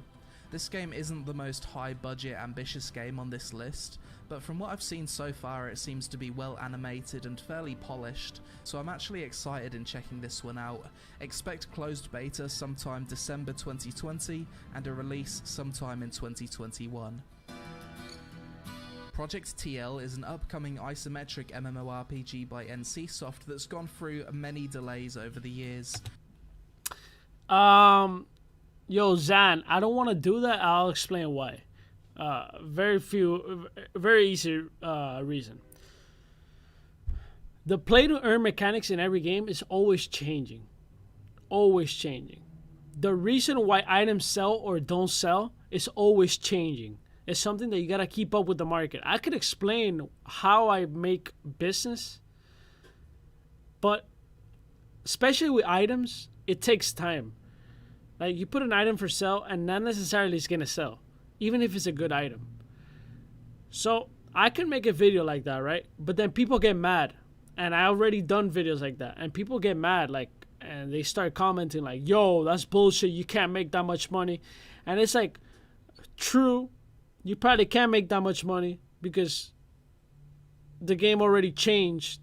And like Axie Infinity, like a couple months ago, you could make more than what you can make now. So if I were to make a video on how much money I made, it would change. And then people, when they watch it, they get mad. So I don't want to deal with people's like monetary, like, I don't know how to explain it. I don't want to advise people on how much money they can make. I just want to bring you guys the best games on blockchain, and then you guys kind of make your decision, right? That's how I want to deal with this. And if you want to learn how to buy and sell, it's actually pretty simple. If you want to learn how to buy and sell, you have to be involved in the community, in the game, whatever game it is, understand what every item does, and then basically just buy those good items and then sell them for a little bit higher. That's literally what you got to do. So you need money to make more money.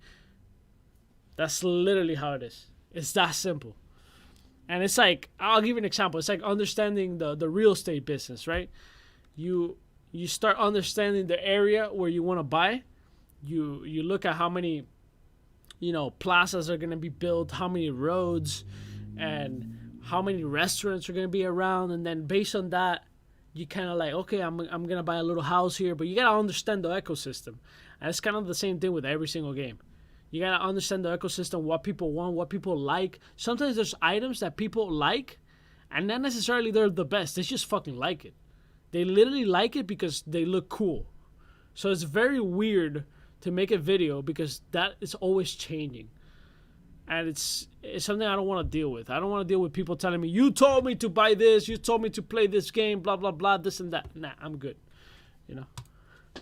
This game initially started out its life as Lineage Eternal back in 2011, but after having issues, the game went through some massive changes, upgraded to Unreal Engine 4, and only rebranded problem, itself as... Check out Decimated. It will become a nice blockchain MMO. They don't build on blockchain right now, but Decimated, I think I remember that game. I left the community because of that. Something about Decimated. Let me see. Because I think I talked to the devs. Was it them? Was it them that I talked to?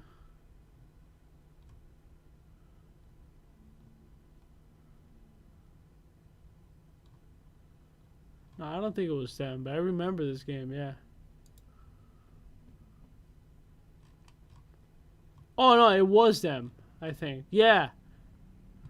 It was them.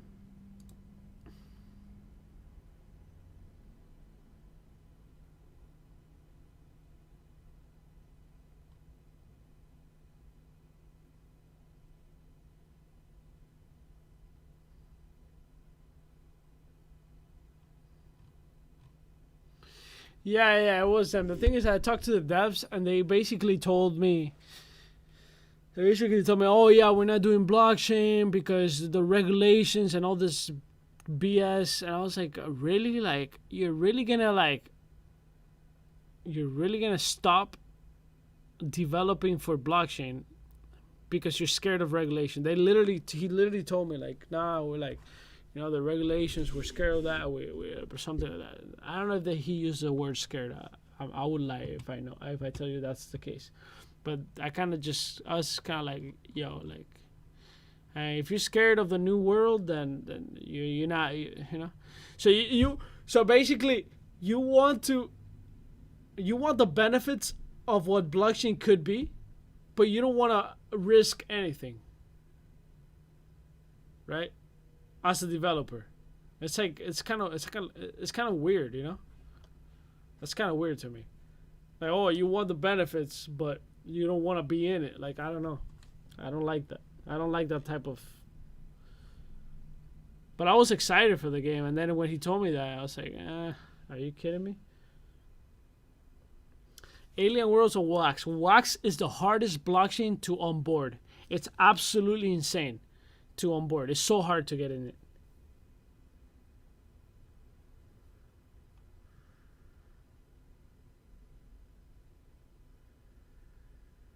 Yeah, I looked into it. I looked into Alien Worlds, yeah. I saw a video on it. I'm not convinced. I want to see a little bit more.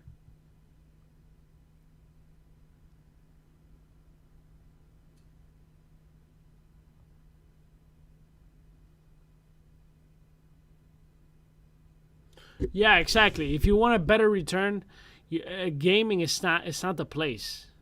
If you want a better return, you go buy some coin, wait for it to moon, and then sell, like literally.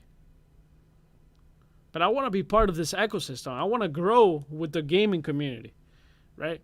For me, it's not about money. Of course, I want to make money, but when it comes to gaming, it's not really about me making that much money. Like, oh my god, I want to be rich out of this. Nah, I work. I have a day job. I work with my parents. I put a little bit on Bitcoin, a little bit on Ethereum, a little bit on different coins, and then I invest in gaming assets, which could go to shit. Literally could go to shit. But you know what? I want to be part of this from the beginning. I want to be part of it. Ask yourself a question. Do you want to, in 10 years, do you want to be one of those people that said, yo, I invested early in blockchain games and look where we're at? Do you want to see the process of how this industry is going to grow? That's what I want. I want to be part of this. That's why I want to be part of it. I want to be part of the growth of the whole ecosystem, of the whole gaming community within the blockchain world. And that is what I'm looking forward to, more than money. And like you said, if you want to make money, go buy a coin. Literally. Go buy and research about coins that actually have, like financial purpose.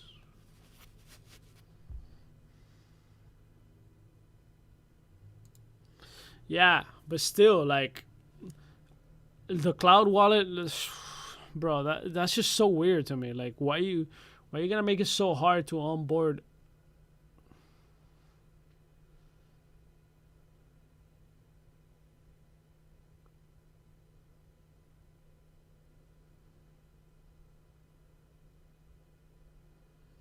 Yeah, Alien Wars doesn't convince me, but there's people that like that, man. I like to see action, I like to see movement. I'm gonna be honest with you guys. I almost look. Wait. I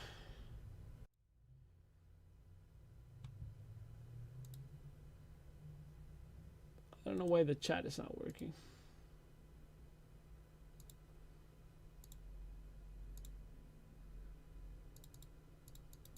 Let me put the chat here real quick.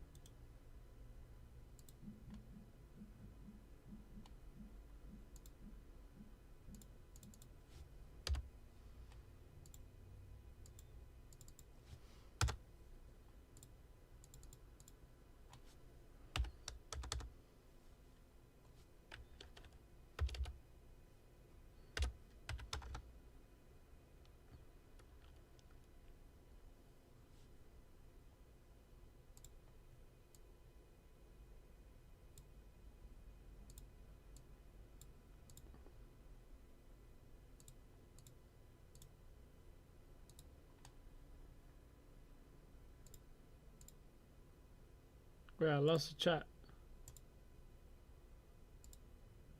There it is. Anyways, I gotta be honest with you guys. I almost didn't go into Axie Infinity. I thought it was just a card game. And then when somebody told me about land gameplay and how you could use your Axies in land gameplay and all of that, that's when I went into Axie Infinity. I don't like this card games and stuff like that. We need to. It's good to start off, but it's just not it. It's just not it. We need to explore more. We need more. We need more than that. I mean, there's a market for that, but it's just kind of like whack. It's wacka flacka. You know what I mean? Let's finish this video real quick. It's Project TL releasing a trailer that got people quite excited back in 2017. 3 years later without a whole lot of news, and we recently got news that Project TL is aiming for a 2021 release on both PC and console according to an NCSoft infographic. No new gameplay has been released for Project TL, but with so many years of development and financial backing from NCSoft, I expect this to be a really big MMO if it does actually release. Christian, buddy. Blue Protocol is an upcoming anime, PvE and story MMORPG that I personally expect to be releasing sometime in 2021. I had the chance to play this game during its beta in April 2020, and it was actually a decent amount of fun. This is an instanced hub style game with fairly reasonable sized zones, world bosses, dungeons, quests, crafting, and a heavy focus on storytelling with cutscenes that make you feel like you're watching an actual anime. This isn't an overly ambitious MMO, and it definitely won't appeal to PvP fans. No, this is just... But for people who are looking for a casual... I'm just looking at MMO games and how we can incorporate Neon District, this new game that I was playing today, into like an MMO. Like, I'm looking for ideas. Like, what can we do with Neon District that is not just a card game in the future, right? PvE anime MMO where you can just hang out and craft gear in a good looking world and enjoy some nice storytelling. This is a game you will most likely enjoy for a few weeks at least. But that's it for this video, guys. Sorry if my voice sounded off today. Yeah, your voice sounded like shit, but you know what? I'm gonna still like it. I'm still gonna subscribe. Thank you for the content, my friend. Wrecked.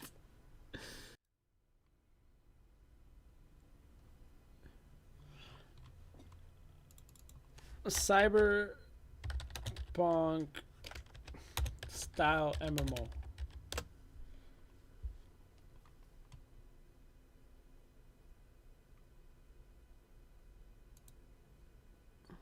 Welcome to Coffee and RPGs. My name is Solomon Eskane. Thank you so much for tuning into today's episode.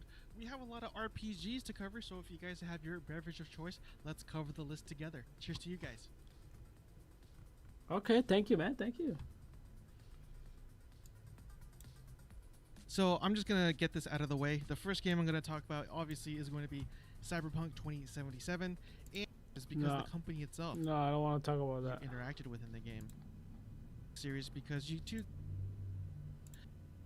technology that they are using for the Xbox version, you also get the smart delivery in 5 more or less, but apparently this is going to make things better. So I'm really excited about playing this game with that in mind of realism. And heading on over to Gematsu.com, the second game I wanted to talk about is called The Ascent, and it's a sci-fi action RPG announced for the Xbox Series X, Xbox One, and PC via Steam.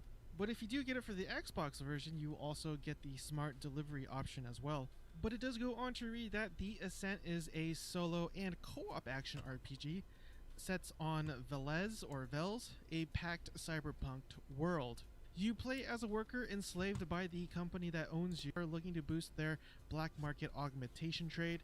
You must take up arms to stop them from seizing control and embark on a new mission to find out what started it all. So some of the key features include loot and shoot, but I don't know if this actually means if they're trying to incorporate looter-shooter mechanics such as you see in Destiny 2, Borderlands, and Anthem, more or less maybe. But there's going to be customization, which is pretty important for RPGs. But the feature that I'm looking the most forward to is the co-op feature of the game. Ever since I started to play Streets of Rage 4, which is a very fantastic game, and being able to play with other people and your friends, I've really wanted to play other co-op games as well. And if you like, you could definitely head on over to their Steam page for more information, and links to these will be down in the pinned comment section. So the next game I wanted to talk about is Game Deck. So there will be a duality in terms of those, yet no case has a simple solution. Game Deck gives you the freedom to approach cases from multiple angles, but be careful. For better or worse, every decision you make will have consequences for your character and their reputation in the real and virtual worlds. And they seem to also emphasize that this is a very moral, ambiguous game. In Game Deck, there is no black and white. Some options will feel right, while others might surprise you. Each decision you make will shape his personality. The game never judges your actions, but can you live with your choices? Admittedly, that sounds very stressful. Maybe very draining if you really care about your character's choices. I don't know. But it sounds pretty awesome nonetheless. So in terms of game mechanics, there are things called aspects and professions, but professions is what I really wanted to focus on. Aspects unlock professions, but be wary. Becoming a hacker can make life easier by exploiting bugs or programs in the virtual worlds, but it may make NPCs who know about your actions. When did the actual Cyberpunk, you know?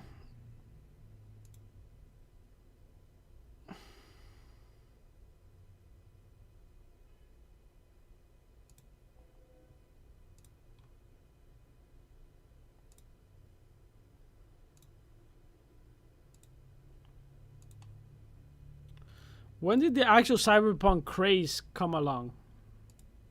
Another game I'm looking forward I didn't know to there as was. I didn't know there was so many Cyberpunk. Cyberpunk announced beta signups are RPG. Cyberpunk features a seamless world with Fog of War. Additionally, professions, PvP, battlegrounds, dungeons, monsters in unique camps, guilds, farms, quests, and rich lore are also promised. In that Fog of War part is actually really interesting, considering a lot of isometric games out there kind of did away with that. But it does go on to read, in PvP, the top-down view of Fog of War give rise to new tactics and strategies. For example, ambushing, rushing from out of nowhere, and luring foes into getting hidden in the shadows. It will also feature day and night cycles, as well as a healer tank DPS roles with hybrid variations. Also, if you are curious, there's another article that says, according to the team, the business model is the most popular request they receive. The team announced that they're going with a No, yeah, absolutely. You're right. You're right. Let me actually follow them on Twitter. I'm gonna follow them on Twitter. to play plus cosmetics model with a battle pass in-game shop as part of the cosmetics as well. The team notes that they will not sell any boosters or anything that will affect. Bro, you making a live video? A live or video of Lost Relics soon? I mean, I played it the other day live. I was playing the other day live. If you actually go right here to my channel, if you go to this one right here, 5 days ago, I played Lost Relics. Phil needed to put together a critical business. I keep playing it, you know.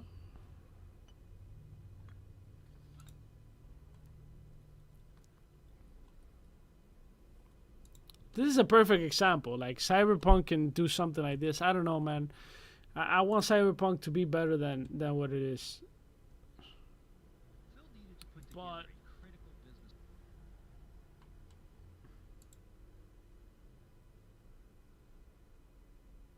line gameplay, I think in like a month, like 2 months, something like that. It'll definitely be in Q1. There's no actual date, but I don't know. Hopefully,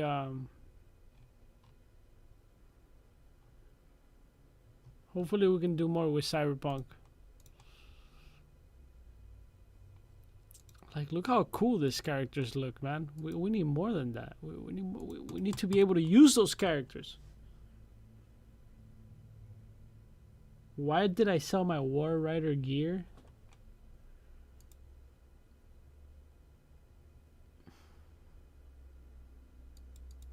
Because I got offered money for it, so I sold it.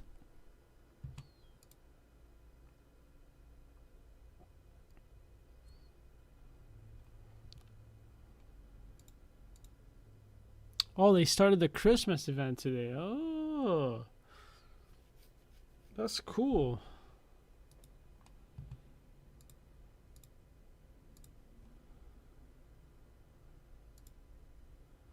That's actually cool. Should we check it out? I don't know. Maybe I could check it out tomorrow and go live or something. Wait, it's tomorrow. Tomorrow's Wednesday. Now tomorrow I gotta do blockchain news, but that's a good news. That's good news. Do I not plan on playing anymore? Not really. I'm not really interested right now in War Riders. Not too much. No specific reason about it. No like, oh, War Riders this and that. No, it's just like I don't wanna put my money on a card game right now. It's not something I wanna do. It has nothing to do with the actual game. I think the game is pretty fun actually. But I think you gotta spend quite a bit to destroy your enemies. But yeah.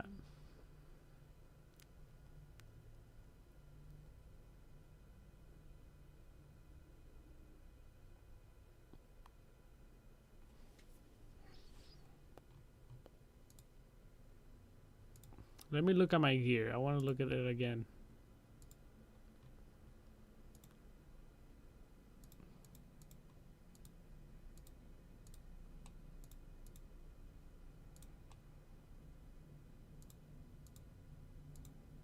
Wait, what?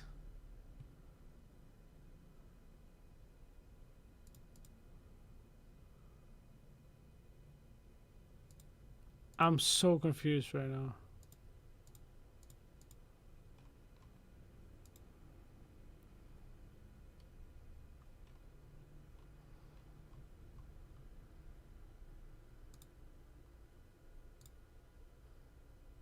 Oh, there we go.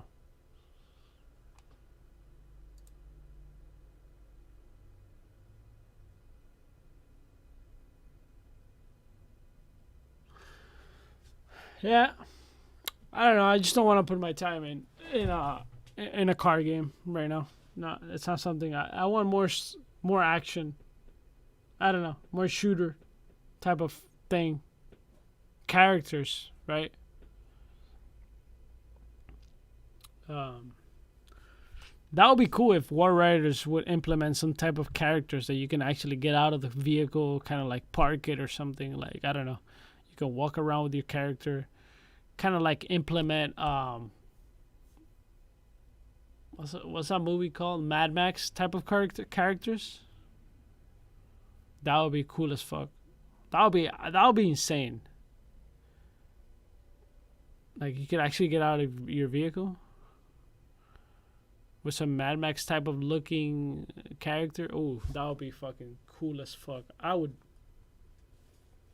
go back to the game like that in a heartbeat. But I know like I have two. You want one? I'll sell you one.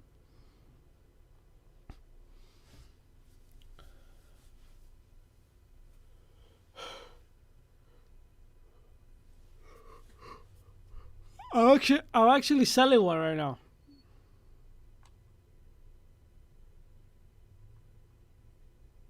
Yeah. There's a mission gameplay coming. Okay. That sounds cool. That sounds like something, you know. That's the other thing, like, you know, like progression, right? You wanna feel like you're going somewhere. You're doing something for something, not just for money. Like, oh, I'm mining BNZ, whatever. Like, you want to progress. You want to feel like you're getting stronger, better, faster. I don't know. Make me an offer. No less than one ETH. I mean, there's only 25 of these. Make me an offer.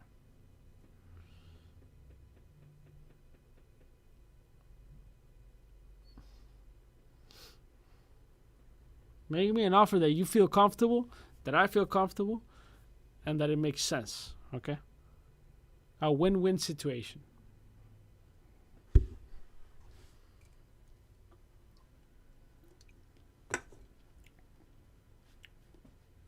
I like win-win situations. I like win-win situations.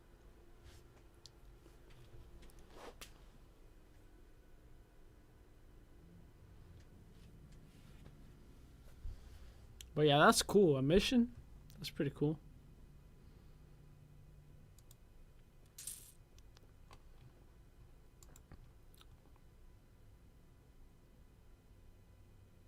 I feel like maybe I'm too ambitious for what I want in blockchain. I don't know. I don't know what it is. On one side, I'm always like, yo, guys, don't criticize the games that much because they're new games, blah, blah, blah. On one side, I agree with that. And I say it a lot. You know, all these games are like brand new. We're in the new era. We're in blockchain, all this, right? But at the same time, I want more. Like, I want these games to think like, boom, ahead, right? Like, to have a grand vision. Like, I want them to expand, right? And give us hope.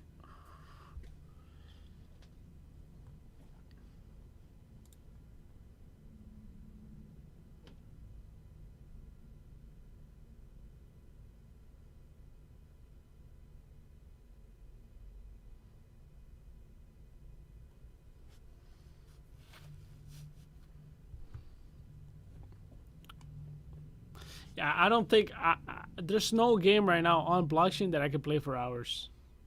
None. None of them.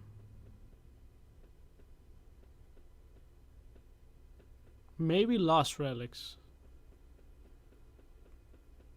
And Axie Infinity, but only the land gameplay part.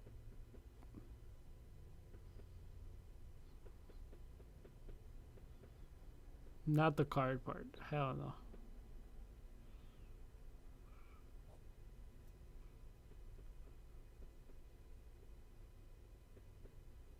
Yeah. Let me see. What other game can we look at? Let me look at Twitter.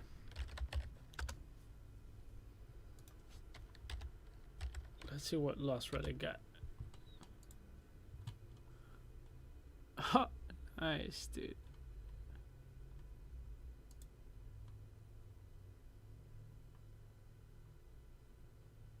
This one doesn't look fitting to Lost Relic.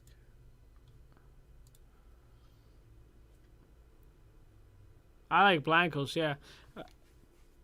Well, yeah, Blancos I could play it, but the thing is that Blanco needs more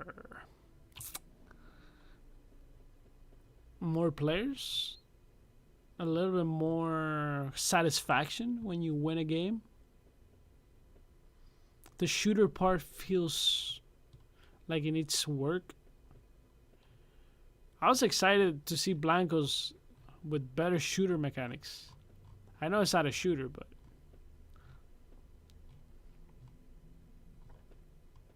Kringle coin, Kringle coin, Kringle coin, Kringle budget. Dun, dun, dun, dun, dun, dun. Okay, so we got these characters.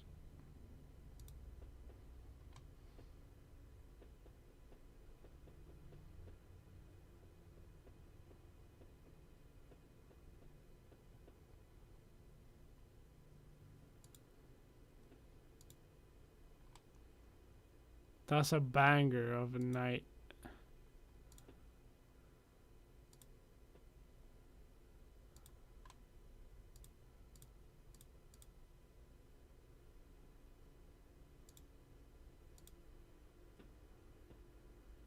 That's a thick woman, bro.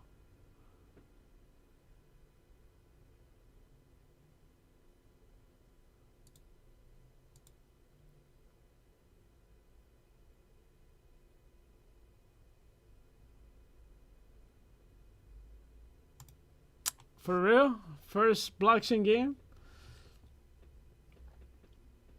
She would invest in? Is that Blancos? That's that's sick, yeah. It's pretty welcoming to everybody, that game. That's what I like about Blancos. It's like for everybody. Damn, bro.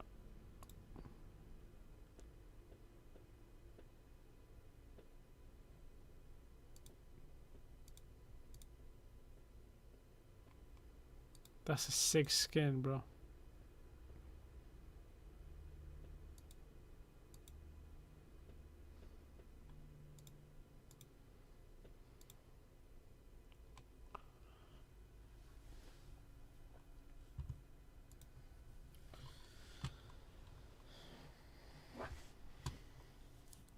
Look how sick those characters are, bro. Like,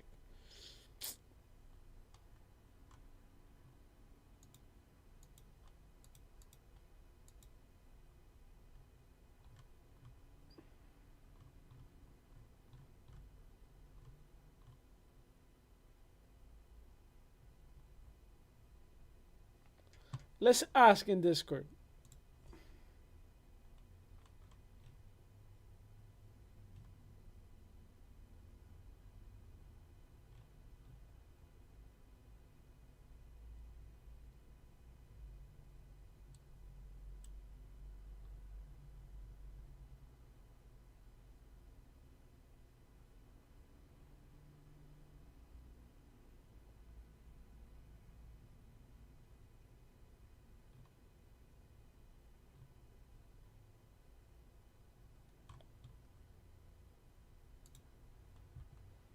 Let's look at this.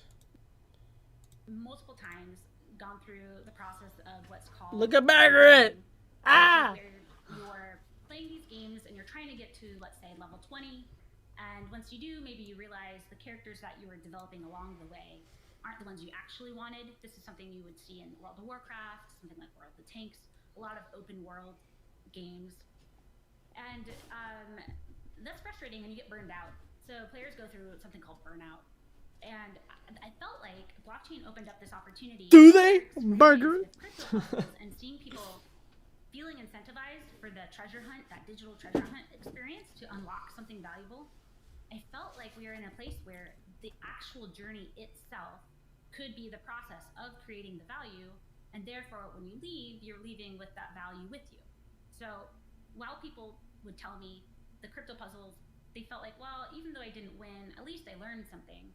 You know, that's like, I guess, a positive way to look at it. But in this case, you could learn something and also have almost memorabilia from, it's like having swag from the experience, there's people that have played Neopets, and there's a game called Neopets. And they talk about how, if I still had my Neopet today, that would have such sentimental value to me. So these are basically digital goods, and your game assets being digital goods. And as a space, as a content creator space, we are unlocking currently what is possible with digital goods and digital durable goods. So there's this time, money investment problem that blockchain games are exploring. If you enjoyed watching this clip, hop onto youtube.com/c/unchained podcast. You literally cut me off! Alright, let's go watch that. That was pretty interesting.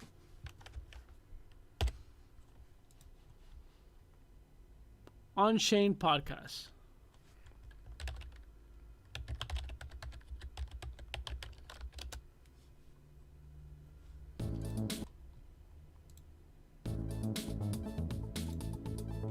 Hi everyone, welcome to Unchained, your no-hype resource for all things crypto. I'm your host, Laura Shin, a journalist with over 2 decades of experience. I started covering crypto 5 years ago, and as a senior editor at Forbes, was the first mainstream media reporter to cover cryptocurrency full-time. Subscribe to Unchained on YouTube, where you can watch the videos of me and my guests. Go to youtube.com/c/unchained podcast and subscribe today. 1inch Exchange is DeFi's leading DEX aggregator that discovers the best trade practices across all DEXs.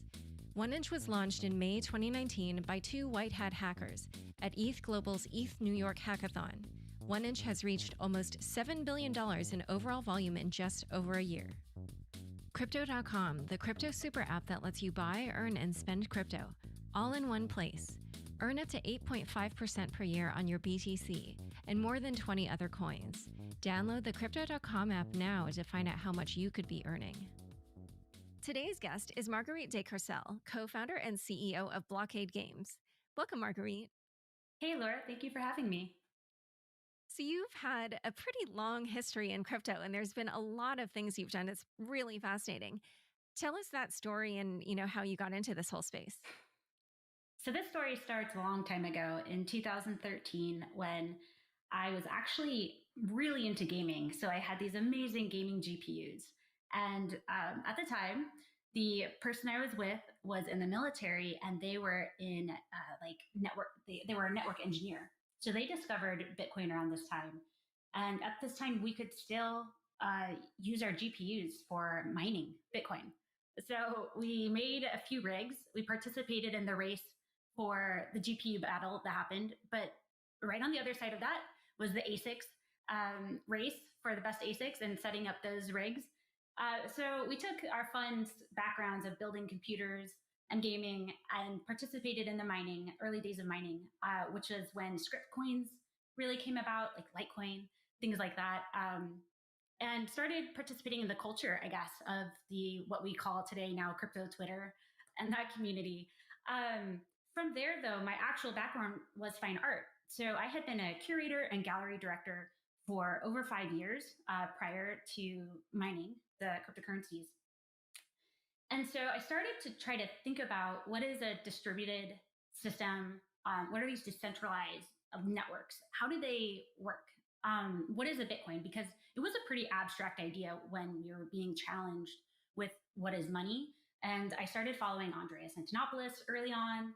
I pulled people onto these different, similar to what we're doing right now, onto podcasts or shows, and just asked them a bunch of questions. Because as a creative, I was really curious about what does it mean that these computers are essentially racing to solve these cryptographic puzzles. And when they do, one of them unlocks a Bitcoin reward, and that is money. And everybody on the network, all the computers agree that that is money, and they check it, and then they track. That was fascinating. So I started actually making artworks, first portraits of people in the space that I thought were interesting, and participating for different publications like Bitcoin Magazine. And then eventually I found myself starting to encode information into these portraits. First, it happened with Andreas Antonopoulos. I started using zeros and ones, and then I realized, those zeros and ones could mean something. So the next one I did was of Amir Takai and Cody Wilson, which was my very first crypto puzzle. And it was themed dark wallet because it was a project at the time of this idea of using a wallet to mix Bitcoin for more anonymity. And when I was making it, I realized, I should definitely hide something because of the theme. And when I posted this on Bitcoin Talk, I had no idea how viral it was going to go. It became one of the most viral threads on Bitcoin Talk in 2014.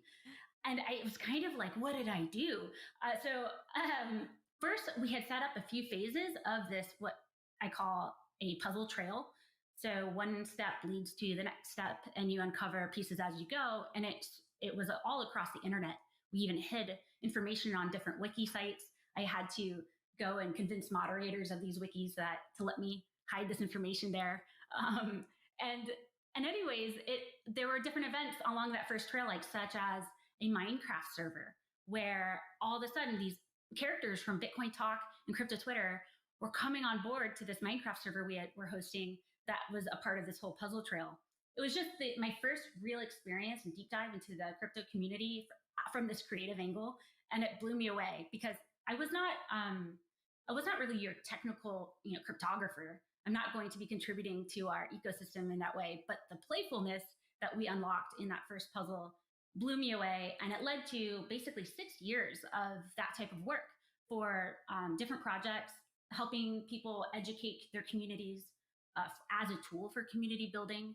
It also, that type of crypto puzzle work attracts talent, dev talent, which makes sense if you think about some of these different processes to uncover talent. The CIA, we joke, they put out puzzles, cryptographic puzzles, and people that can crack them are deemed like as maybe suitable for, it's like as a way to recruit essentially. Anyways, I've found so many amazing developers. So naturally, over those past 6 years, our projects became more ambitious, more we were pretty much making full-fledged games. So it was in 2017, end of 2017, that artists I had been working with, artists that were better than myself and faster that I had found along the way, and then developers that were brilliant, that we decided as the cryptocurrency markets, they started to rise. We had the Bitcoin bull run. One of my most famous pieces was had been unsolved for 3 years. It had 5 Bitcoin in the prize. We're at this place in our history, our Bitcoin history, where we decided it was time to do something more ambitious and more serious. So we founded Blockade Games. That is the game company and we've released multiple different projects along the way, but that journey of how we got to where we are today has been pretty fun and organic. My CTO of Blockade, his name is Ben Heidorn. He was getting his PhD and in computer science and security, and I managed to talk him out of it. He only had 1 term left, and I was like, Ben, you don't really need to finish this PhD. What we're doing is so much cooler. And ever since then, so yeah. Anyways, Laura, that's been the journey here in a nutshell, and we can talk more about those different projects under Blockade Games. Damn. Yeah, well, so just one thing I wanted to clarify about the puzzles. Terra Virtual. No. Once they solved the puzzle, then it would give them the private key that would enable them to take the Bitcoins locked in it? Yes, that's usually the final step. So along the way, you might get hints about how to uncover the private key when you get it. But it's going to be information that's, encoded, it's been shifted, there's a cipher key required. There's all these little pieces that you collect along that whole trail that when you get to that final string of information, you'll know, hopefully, how to uncover it.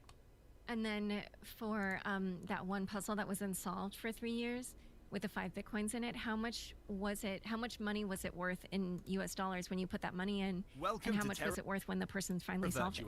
We'd like to take I believe Bitcoin was about $120. We'd like to take a couple of minutes to introduce you to our world and explain how we are revolution.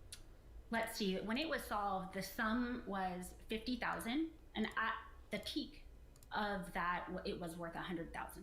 So when it was worth 100,000 was when this whole wave of reinterest came around it, and it was a couple. Actually, the group that solved it, they had worked on it pretty much for 3 months, and I knew that it was close to being solved. I watched it being like on the Bitcoin Talk thread. People were really close, but then they just would talk themselves out of it. Like, oh, I'm never going to be able to solve this. So it sat really close to being solved for a while. But those developers who actually did that, they went on to, I don't know if you're familiar with the Pineapple Fund. I am. That's the person who, at the height of the bubble, just decided to give away roughly $86 million in Bitcoin because they had more money than they really knew what to do with. Exactly. Yep. An amazing individual. So it's a collecting reached out to me when this puzzle was solved game and asked if we would do more work like this if they contributed funds for us. So that's when, about that time, February 2018, we made Pineapple Arcade, which was, we have since taken it down, but it was all these different arcade games that were crypto themed, such as a Pac-Man, but it's actually the Bitcoin chasing, and then we had a Monero, a coin that would disappear. So we played around with remaking a lot of these old classic games, but they had in them cryptocurrency prizes. So if you played a certain way or you figured out some Easter eggs, just like the old 80s games, a lot of times they had Easter eggs, you would unlock prizes. And then actually the Pineapple Fund person himself created his own trail that was an in real life puzzle hunt that started from the arcade and then led people running around Australia to win some Bitcoin, which a lot of people don't know this story, but there were people that went to the extent of hiring people in England, hiring people through like almost a Craig's ad version to get people in Australia to go run around in national parks in the middle of the night and look for these landmarks. It's just, our space is really wild. I love it. I love it. So one other thing that you did along the way was Plasma Bears, and so why don't we just kind of fill in a little bit more of the history, but and then we'll get to Blockade Games and Neon District. Yes. So Plasma Bears actually came after Pineapple Arcade. It was as we were exploring how would we build what we're working on right now, which is Neon District. As we were really trying to wrap our heads around what we wanted that to be, the user experience, and one of the number one things was a free-to-play blockchain game so that it could be open and inclusive. So Plasma Bears was basically, we tried to come up with a... Yeah, I looked into it. I have it right here, actually. The only problem I see is that what kind of items can you actually put? Is it only the ones they, like, what is it? Is it any NFT? Because if it's only NFTs that they, if it's only NFTs that they have or that they sell, it's kind of like, I'm not really interested, right? That's one of the main issues with things like this, right? You want to be able to bring any item that you want from any game.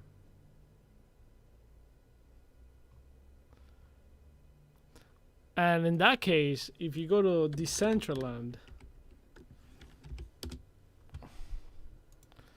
like, why would I want, right? Why would I want that when I could basically, oh shoot, wait.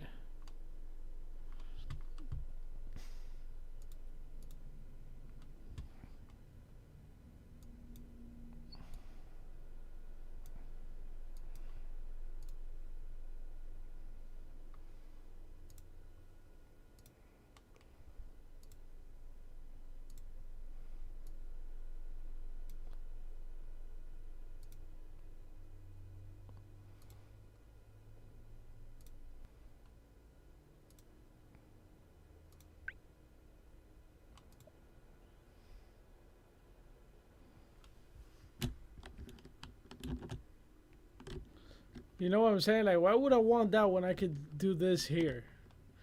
And you could bring any item that you want. Any RPs. It's like, it's not really like that much. This is better. You can interact with people. You can use VR. That's the way I look at it. It's like, it's too limited. So I don't know, maybe they'll become something. But for now, I think virtual spaces like this one's offer a way better experience.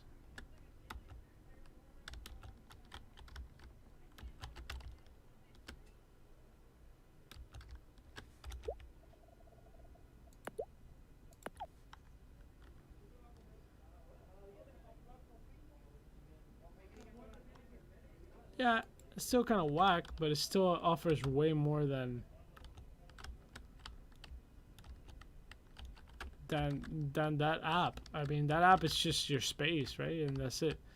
At least here you have a space, you can explore other people's spaces. I mean, this looks pretty cool. I don't know what else people would like to see in Decentraland. I don't know, but you could play games, you could I mean, it's pretty immersive. It's just obviously it needs more people, more development, but I think it's on a good path. People have built a lot of things here. Let's see. Let's go to a game. There's a game somewhere.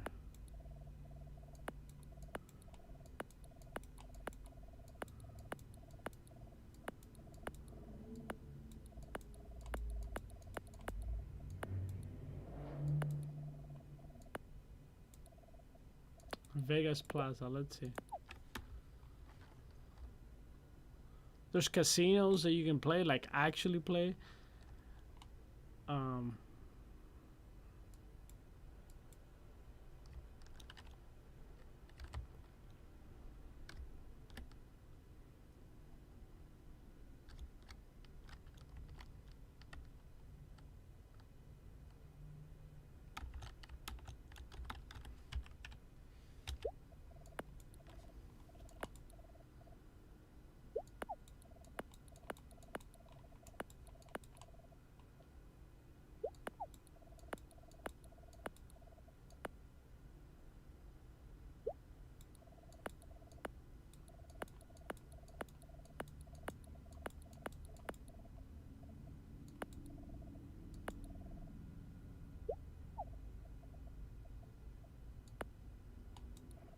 There was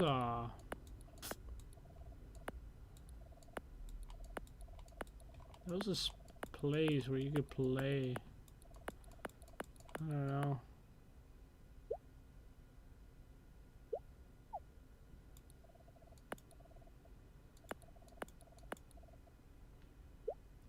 Bro, gotta go. Catch you later. Alright, man. Thank you for hanging out, man. I appreciate it. Much love, brother. Brothers. I don't know. But yeah, I don't disagree. It's kind of whack. But it's like, what value is actually that thing is bringing, you know? Terra Virtual. Looks interesting. Application that we could build, web-based application that took some of these bigger picture ideas to just. I like Decentraland. Gives me Nintendo 64 vibes. Yeah. To build. It could get better. Version, which was Neon District. So Plasma Bears is essentially it's like a Build-A-Bear. If you imagine a Build-A-Bear, but it's 5 separate NFTs, non-fungible tokens. The head is one. There's 2 arms, 2 legs, and then the belly.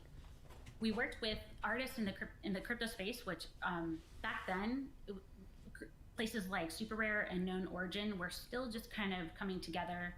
This was also in 2018, in the end of 2018, early 2019. But I reached out to these different artists because a lot of them did really neat texture work, like GIFs or GIFs, and we then basically skinned the bear parts with these GIFs made by these different artists. So we made a huge library of those skins, so you could have aesthetically different looking bears. There were whole sets, but there was this game of trying to complete the set if you wanted to. But then you would take these bears on a text adventure, and as you played the text adventure, you would receive like bear parts that had better stats. So they had a breakout of their agility, strength, things like that.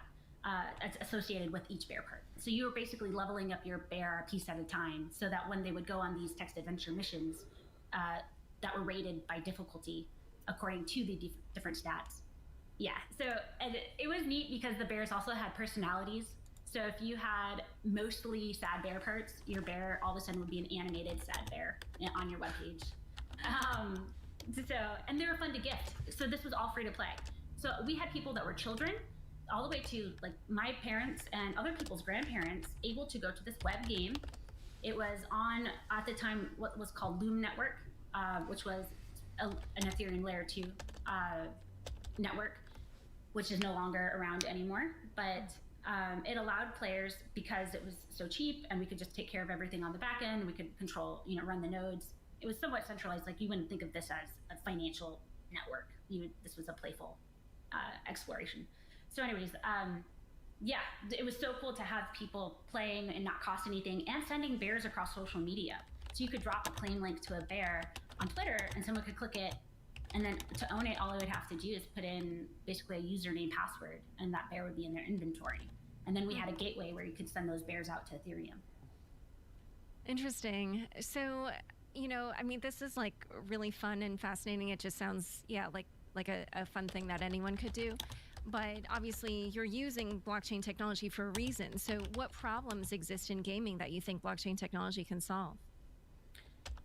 So for my own gaming experience, I have multiple times gone through the process of what's called grinding, which is where you're playing these games and you're trying to get to, let's say, level 20.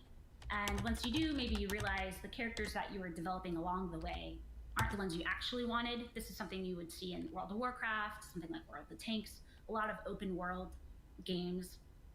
And that's frustrating, and you get burned out. So players go through something called burnout. And I felt like blockchain opened up this opportunity from our experience with crypto puzzles and seeing people feeling incentivized for the treasure hunt, that digital treasure hunt experience, to unlock something valuable. I felt like we were in a place where the actual journey itself could be the process of creating the value, and therefore when you leave, you're leaving with that value with you. So while people would tell me the crypto puzzles, they felt like, well, even though I didn't win, at least I learned something. That's like, I guess, a positive way to look at it. But in this case, you could learn something and also have almost memorabilia from, it's like having swag from the experience, having there's people that have played Neopets, and there's a game called Neopets, and they talk about how if I still had my Neopet today, that would have such sentimental value to me. So these are basically digital goods, and your game assets being digital goods. And as a space, as a content creator space, we are unlocking currently what is possible with digital goods and digital durable goods. So there's this time, money, investment problem that blockchain games are exploring. And then there's also, as we're talking about that Web 2 content and Web 3 ownership and trying to close the gap between the two, what we're finding is we have unlocked basically a new type of development ecosystem for creatives, essentially. So while we have the financial markets and cryptocurrency for fungible assets, being able to have uniquely identifiable, dynamic, and now like even with interactive, as we're exploring interactive non-fungible tokens, and we're starting to use programs as NFTs, that the space is evolving so rapidly, I guess, that this developer playground and content creator playground that we're co-developing together is fascinating. So I think as any content Make creator, my day, bro. Did I of make your day? creating something Or virtual or digital, and it you want me to feeling make your you could day? you're capturing the value of being able to sell it historically, and now we're at a place where artists are just basically flooding into our space because of this new opportunity. Interesting. Yeah, I totally understand that as a creative myself. So why don't we then now talk about your company, Blockade Games? What are you doing? So we're using the idea of, well, I'll speak more specifically to Neon District in a second, but when we think of digital goods, I think of how they still require some sort of bridge to interact with them. The game is that tool. So we're basically creating a platform in which users can take their assets that they own and have a way to interact with them and develop them, craft them, and bring them into, make them their own, essentially. And so, like, the game is that tool to bridge the gap in my mind between the content creation Web 2 and the ownership of Web 3. The blockchain part of the game is actually just the fact that you own these assets. They live on the distributed networks. What we wanted to do with that was create Neon District, which is a cyberpunk role-playing game. Think of Final Fantasy VII, any Final Fantasy game really, or Zelda.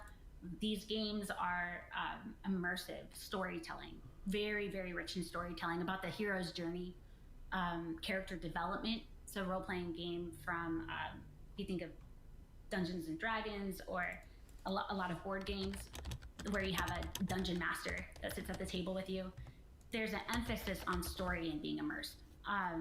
The other part with the games though is the art. So even like Final Fantasy as an RPG really broke the ground as far as beautiful art and games together. So Neon District wanted to tie, since our community, our crypto community seems to resonate really well with cyberpunk and that sci-fi genre, we wanted to make it really rich and beautiful. If you've ever read Snow Crash or Neuromancer or like any of these classic sci-fi books, it has this gritty, edgy feel to it. It's very colorful. So we spent a lot of time actually developing. We have over 10,000 art assets that you can use and craft cyberpunk characters. And you can swap out the different components, like I was talking about Plasma Bears before, where it's 5 different NFTs that you compose into the bear. It's similar with these cyberpunk characters, except it's they're much more complex as far as their character class, meaning the types of characters they are. And yeah, I'm actually play gonna play with Margaret right now. I'm talking to her on Discord. Let me see if you guys see this. Right here.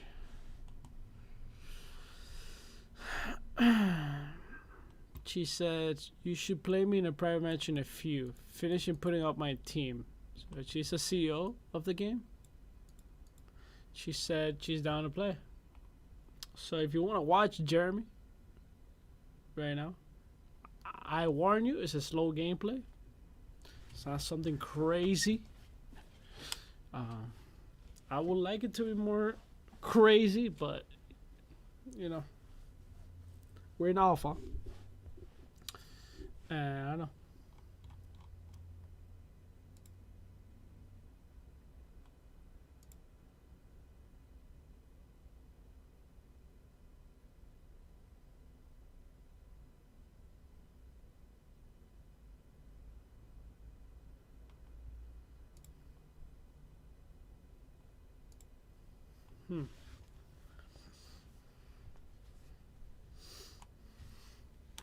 Dread, I just saw your Discord.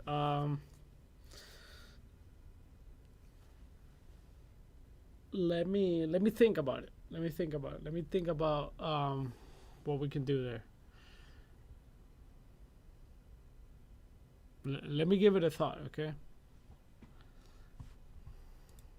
Gameplay. So,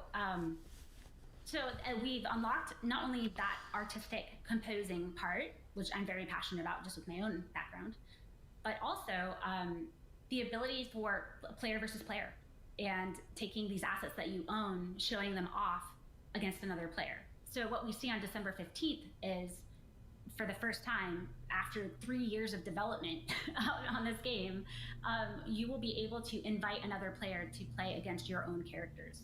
And you're going to be learning how the game mechanics and everything work. There's a lot to the actual game mechanics of Neon District, such as there's card games involved, there's your characters' attributes. But the most exciting part is it has active animation, it's active gameplay, which is pretty big.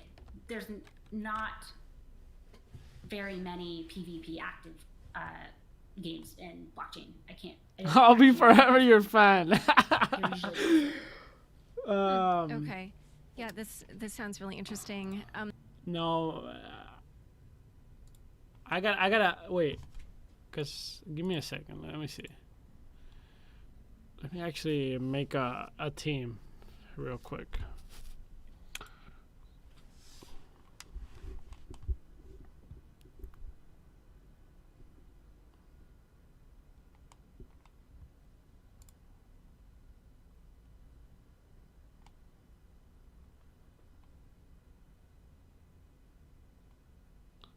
Let me make a team.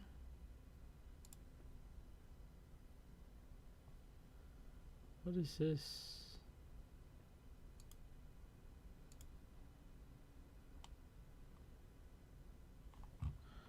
Because I'm about to play real quick.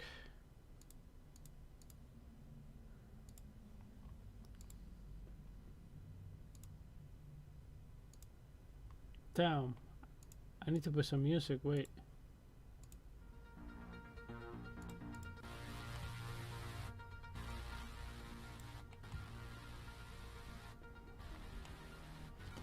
Let's see.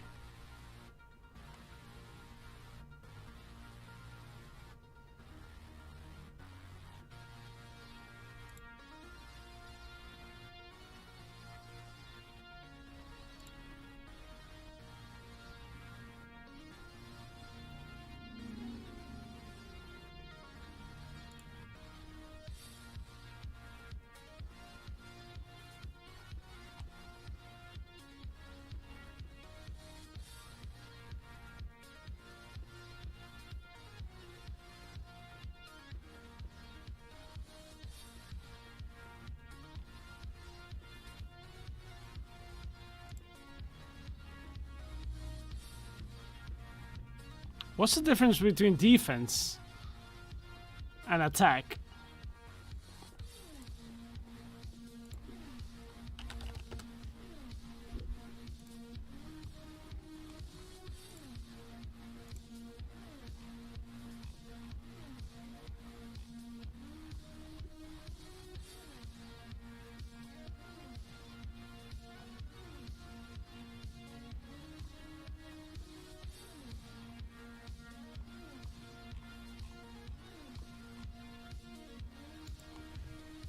Not defense, I mean an HP. I'm so dumb.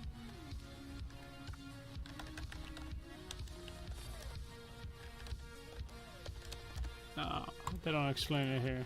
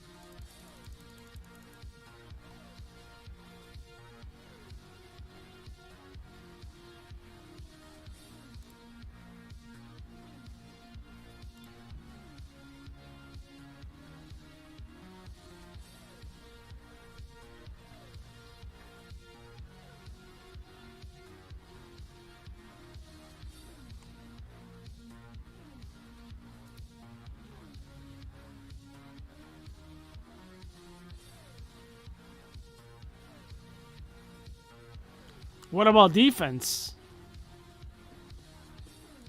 That's my point. Like,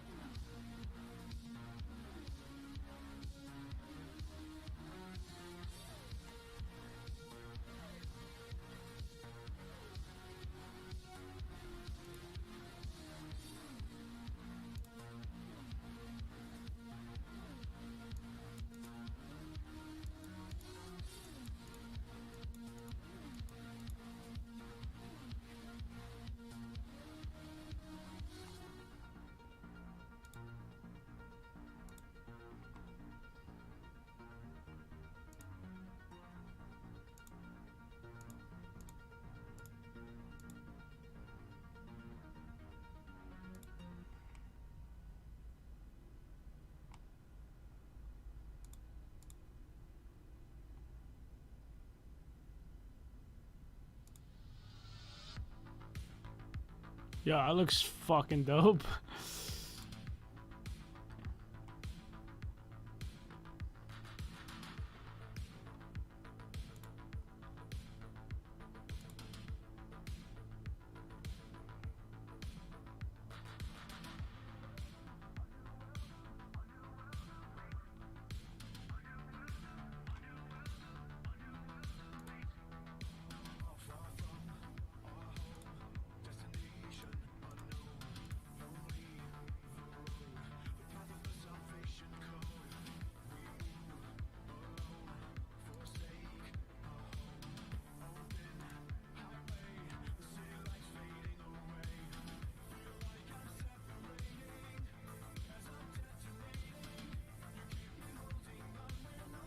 Oh. Got it.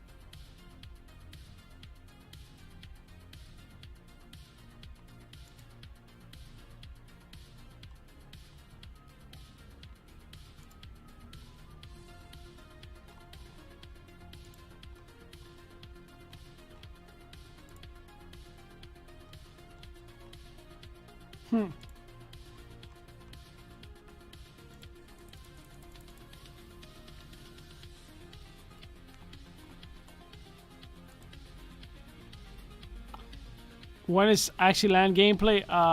That's gonna be like in 2 months. Next year, for sure.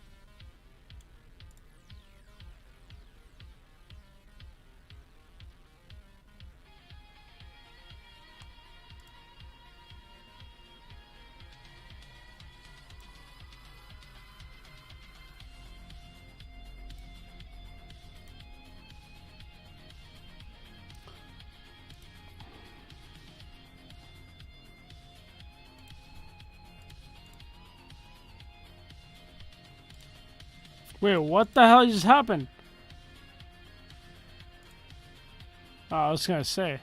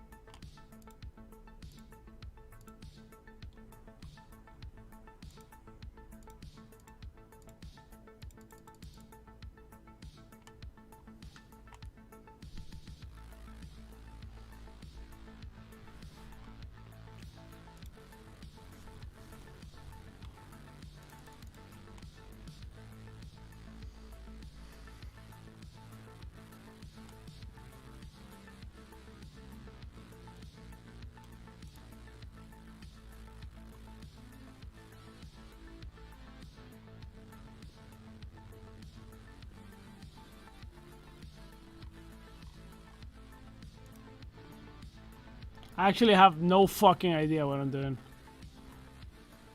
Lol.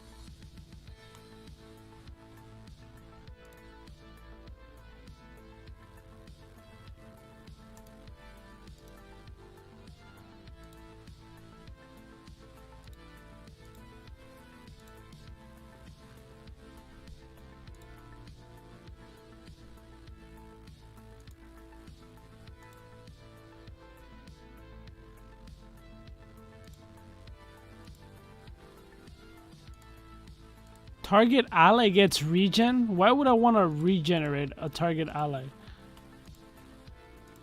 That's so dog shit.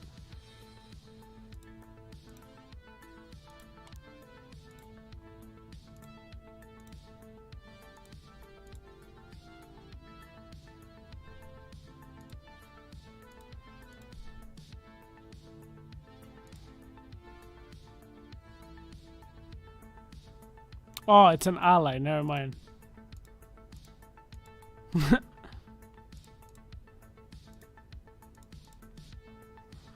Lose 100 plus.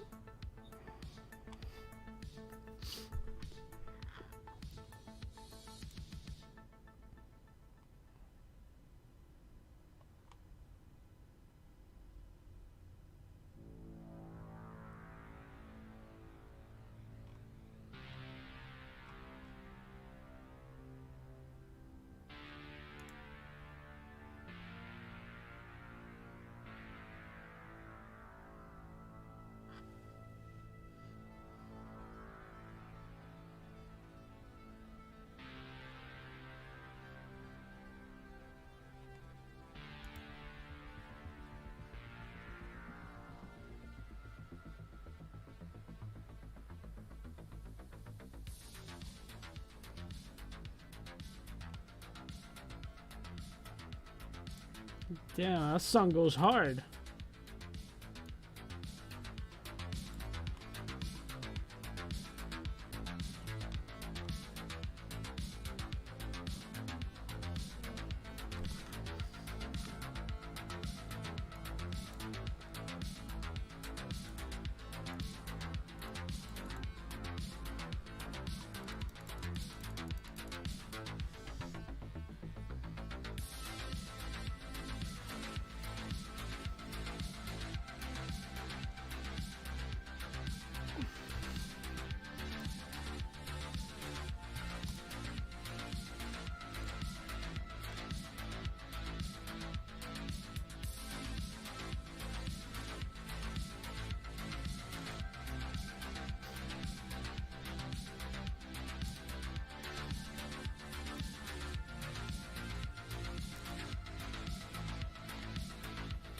Let's go.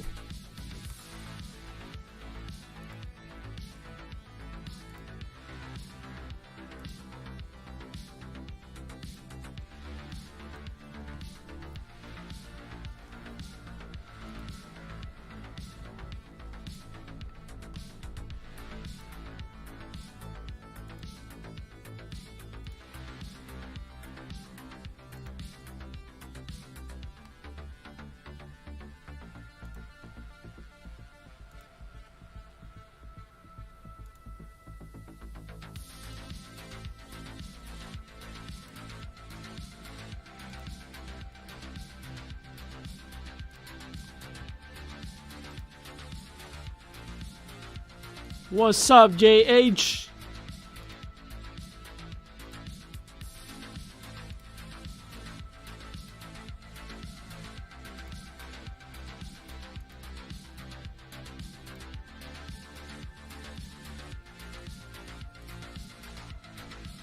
Fuck.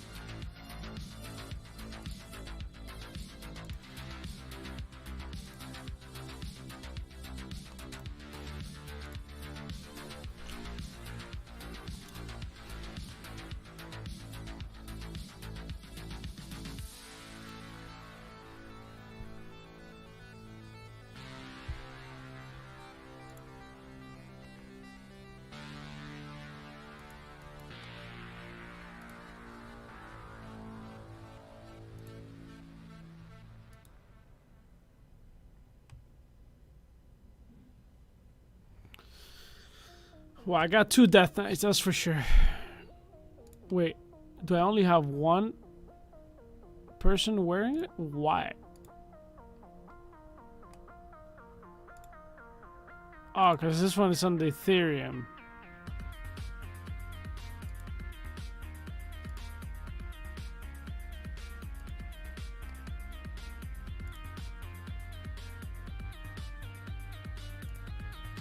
Oh, there you go.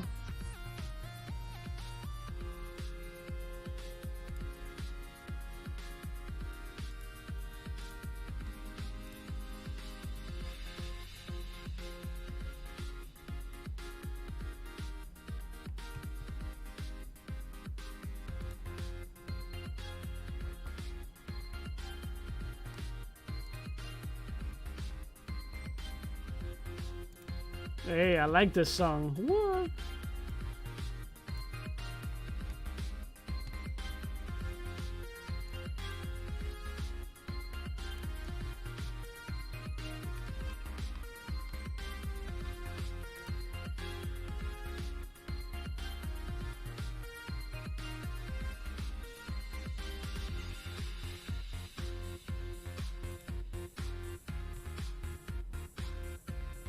Holy shit, this song going hard.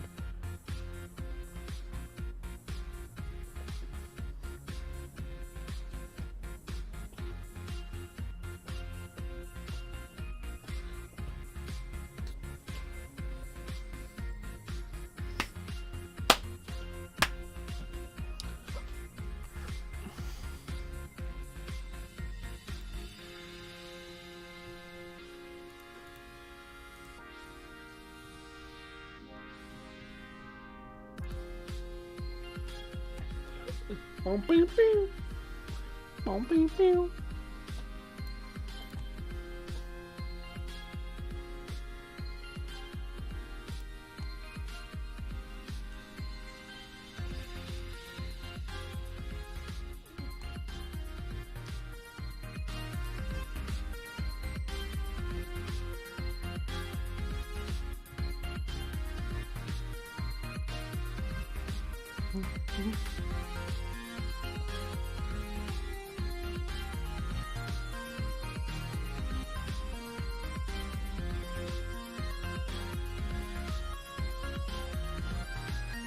Yo, I feel like I'm going to space right now. Like,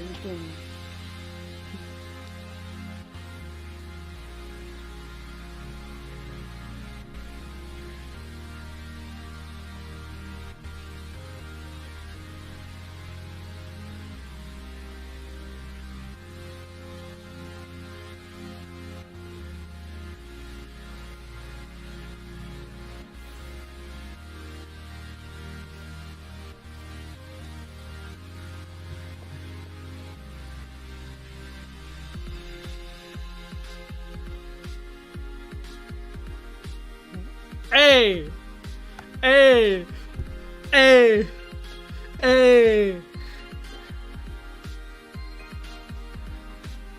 Soldier Boy South.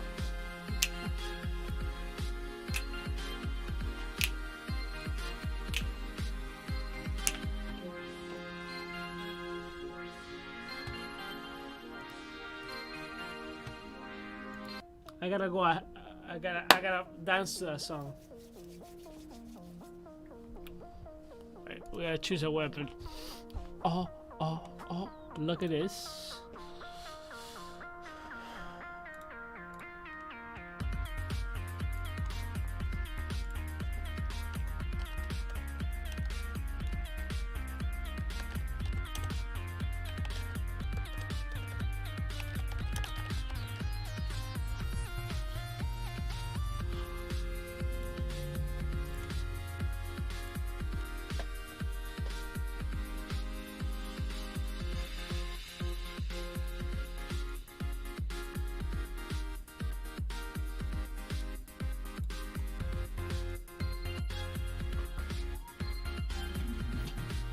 Dun, dun.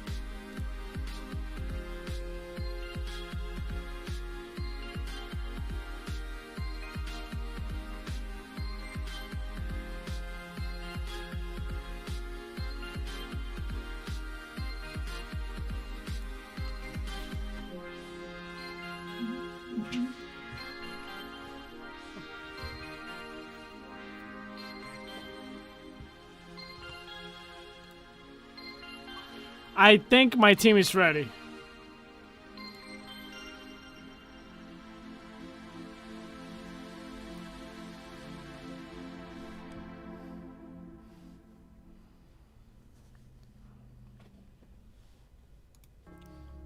Wait, this one already has. Wait.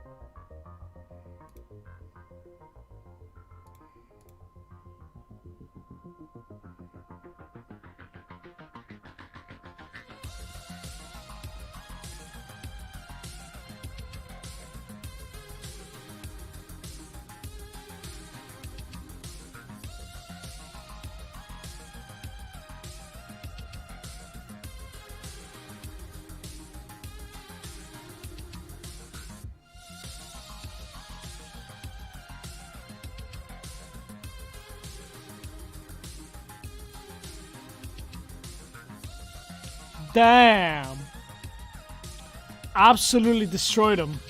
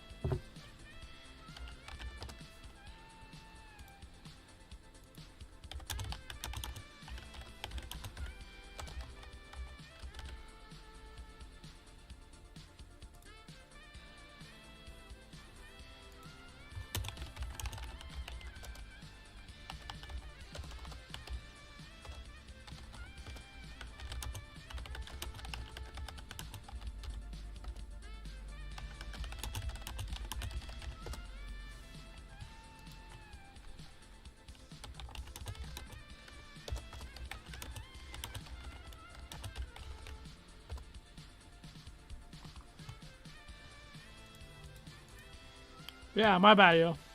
My bad, Rich. Didn't mean to cut you off like that.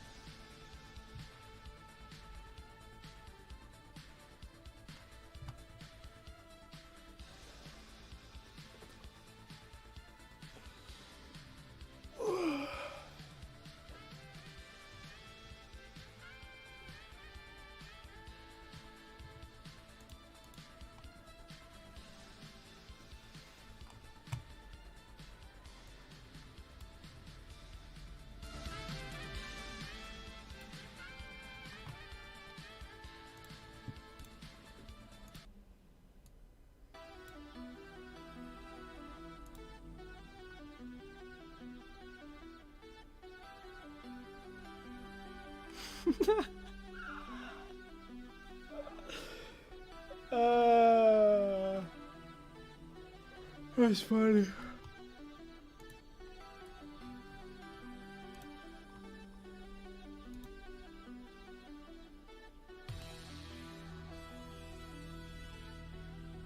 I have so many things open. Look.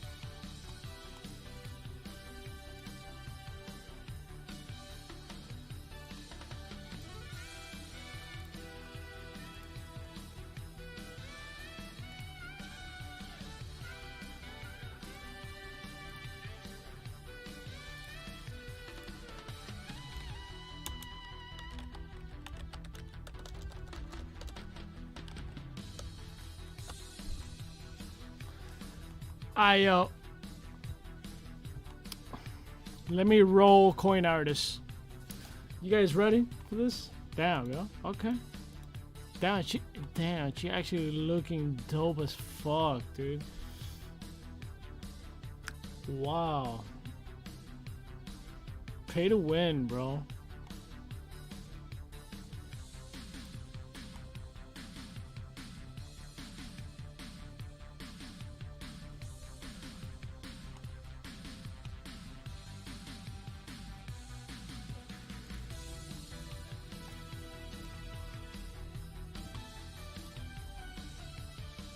Look at her attack, bro. Oh.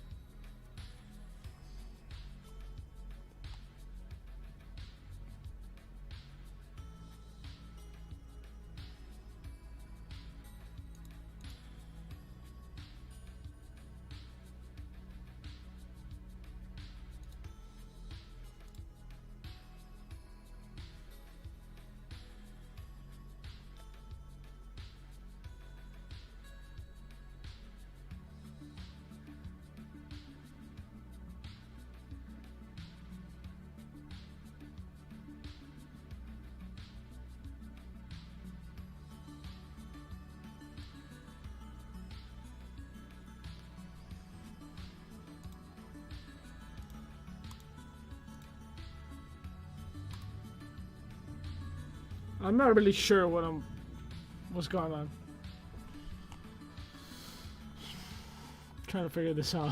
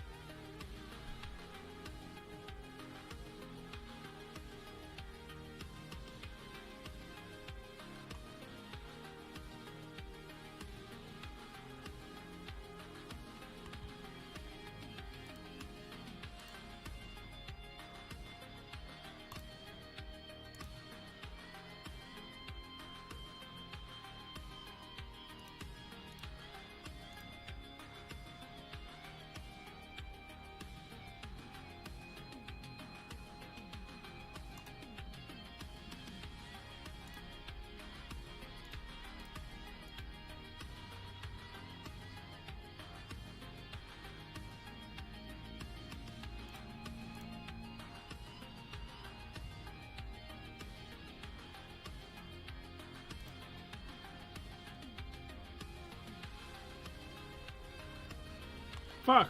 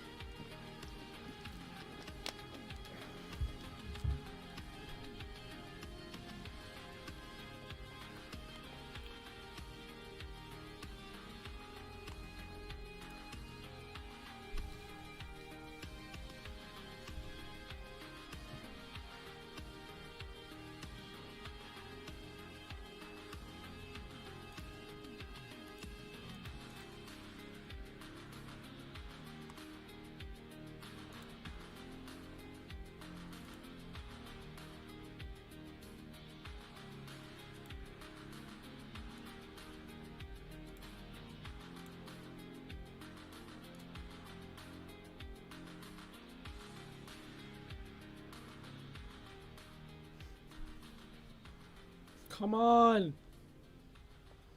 Come on. Come on.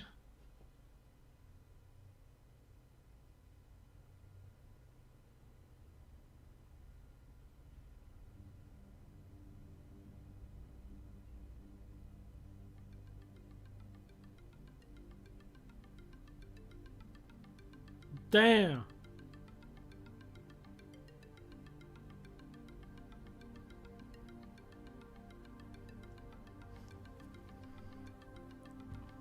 She hit me with 150 right there. Holy crap. Okay.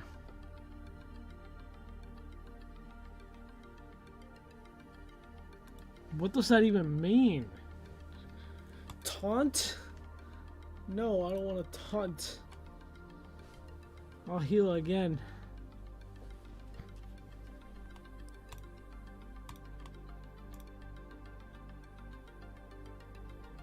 Oh my god.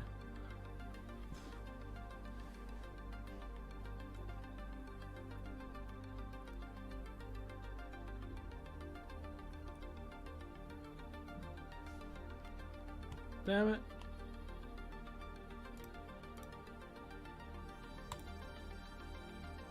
Why is it 44?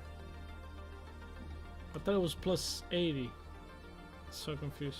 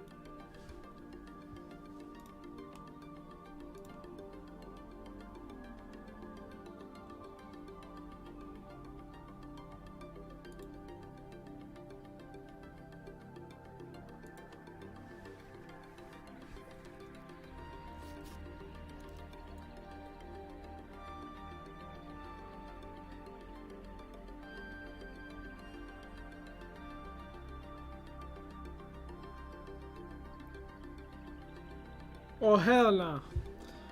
Bro. It's time to attack this. We need to finish that off. We need to finish that off. It's time. Bro. Yeah, taunt is lame. It's useless unless the boss requires to be taunted to defeat. Okay, okay.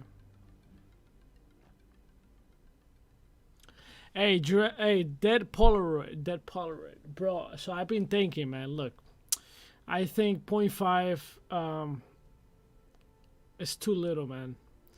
Look, I've spent quite a good amount on this. The last one sold was for 1 ETH. It's only 25, you know. So I've been thinking about it, but it's just I'd rather keep it. If I'm gonna sell it for that price.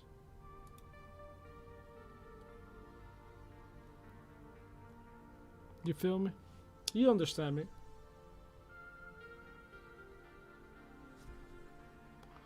Bro. What's base attack? I don't know if my base is good. Like, how do I know? I don't know. Boom. Yeah! We defeated Death Knight. Yo, coin artist. What's up? Alright, the game is not over yet. I'm talking shit. Margaret. I defeated your Death Knight.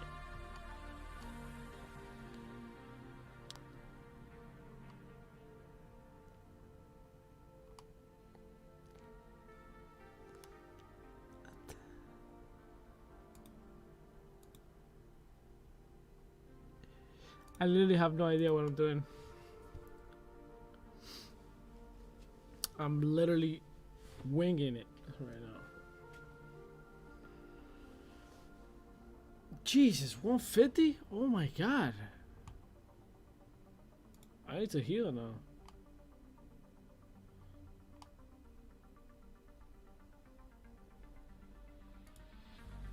If she doesn't kill me now, I'm gonna have to heal. Yeah, she won't kill me now. I'm healing right now. Where's my heal? Oh my god. I literally don't understand.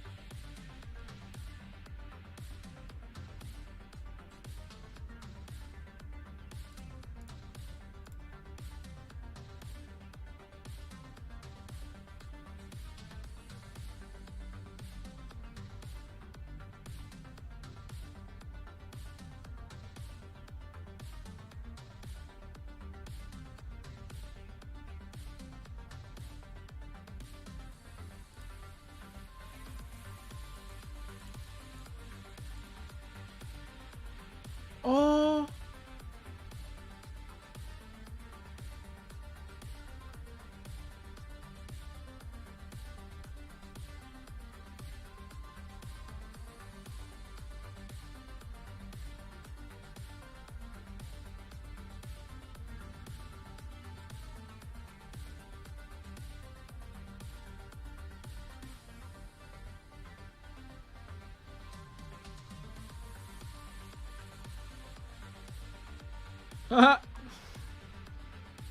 Holy crap. Okay.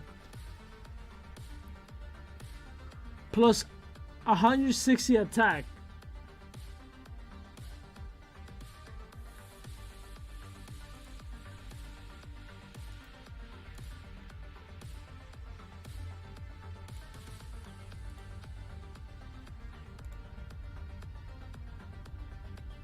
I'm very confused, you know.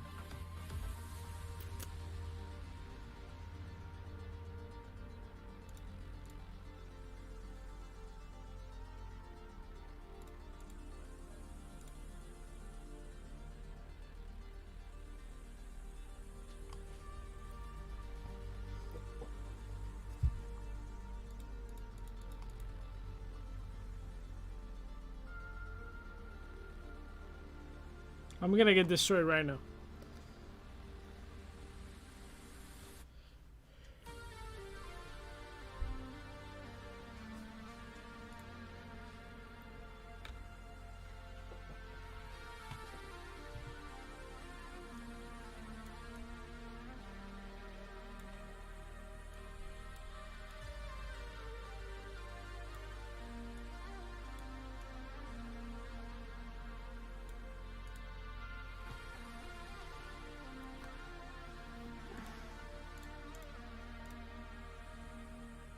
How is that a 20, yo?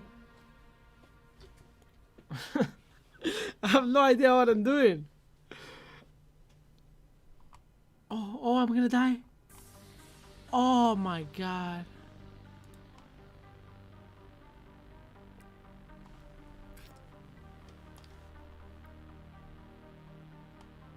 She's gonna kill me here. Mother.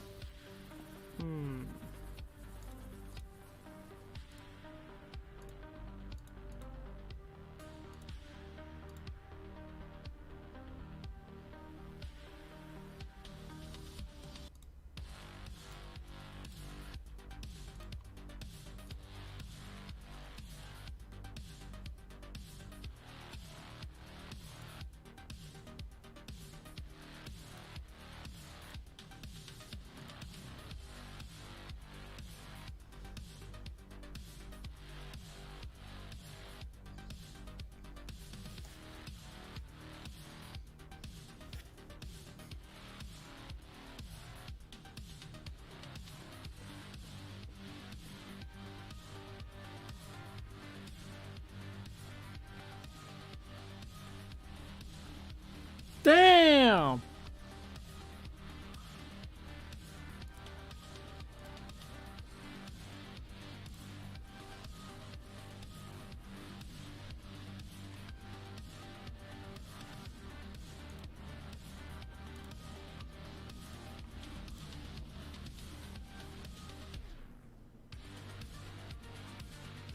This is gonna be a tough one. These are long battles. I think they need to be narrowed down. Absolutely. What do you guys think? I think they're too long.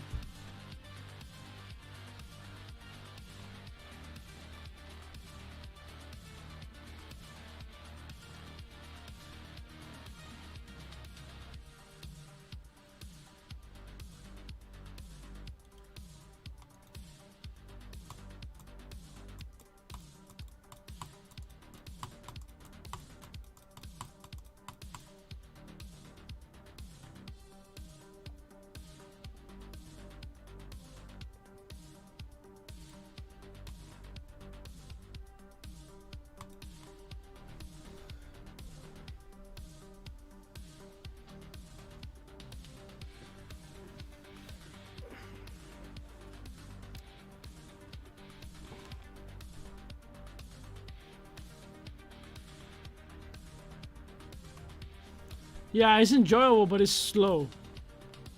So it could get boring. It needs to be quicker pace, in my opinion.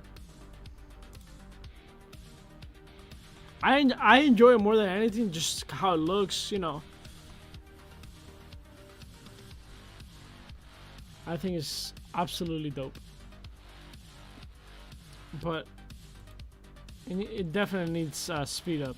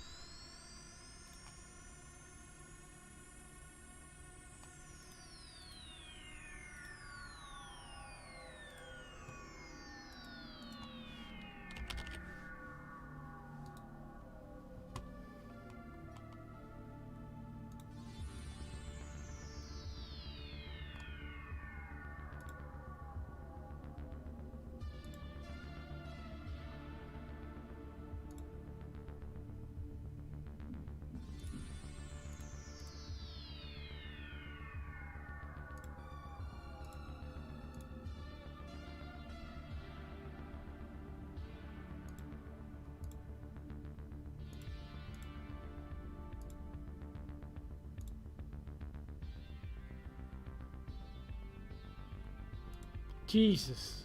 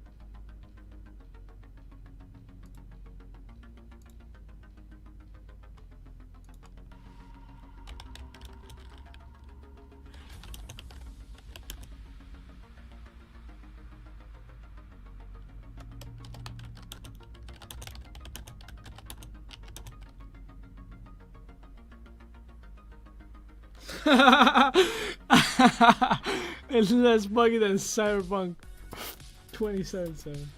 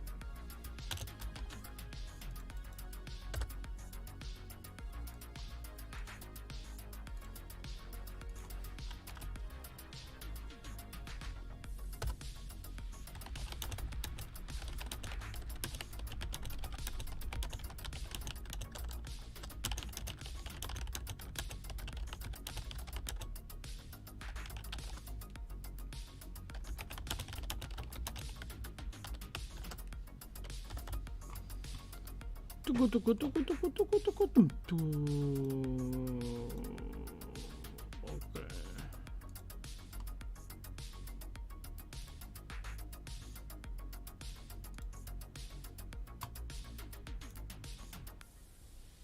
Bro, she's never gonna die, bro.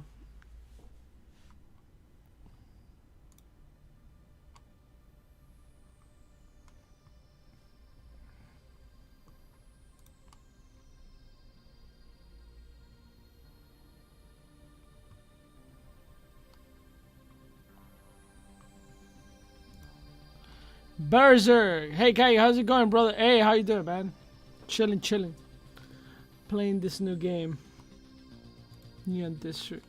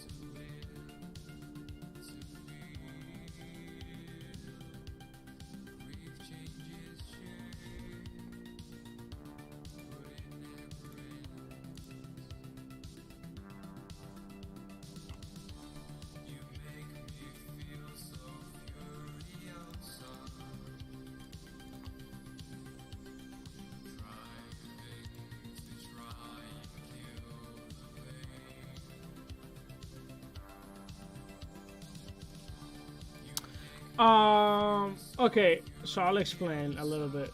Well, it's probably not your type of game because I know you like, you know, shooter, action. This is more like a card game. It's more like a collectible where you can play with your collectibles. Obviously, the card part is very immersive. Like, it has a lot of stats and stuff like that. But right now, it's slow. It's super slow gameplay. It needs work. It needs work. Absolutely needs work. But in terms of, you know, being a collectible and being able to play with your collectible, I think it's a great game, you know. And they're obviously, they said that we're gonna expand up on the game, you know, or maybe put like a campaign part of it. So I'm looking forward to see what they can accomplish with that. Definitely a game for people that like turn-based, which, you know me, I'm not really a turn-based guy. But the art is fucking insane. So I like it as a collectible.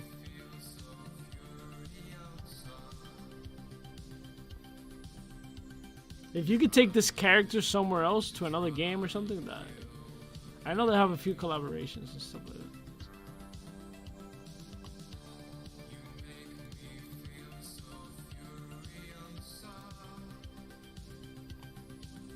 Yeah, not for everybody. Yeah. I'm not really a big fan, man. I gotta be honest. I like to move and be active.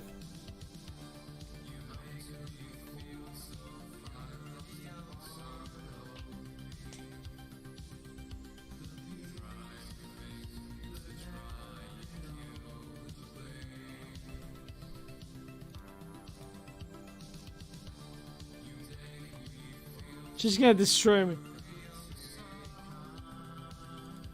Yeah, I think there will be. I think there's an idea behind that here too. Like being able to collaborate and go into another world. So I'm gonna keep my assets, you know? I think the art is fucking insane.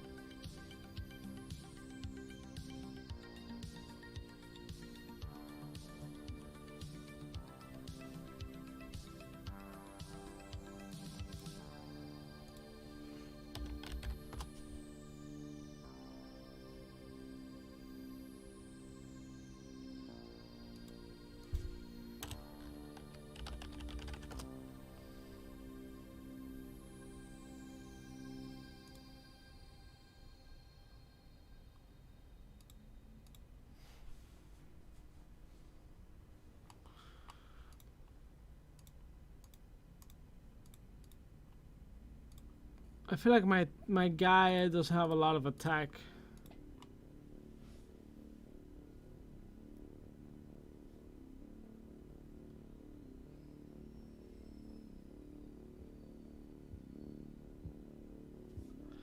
I should have been attacking the other ones too.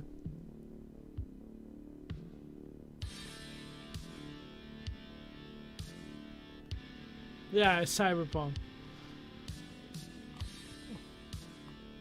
Yeah. Absolutely. That's what I like the most about this. Is the art.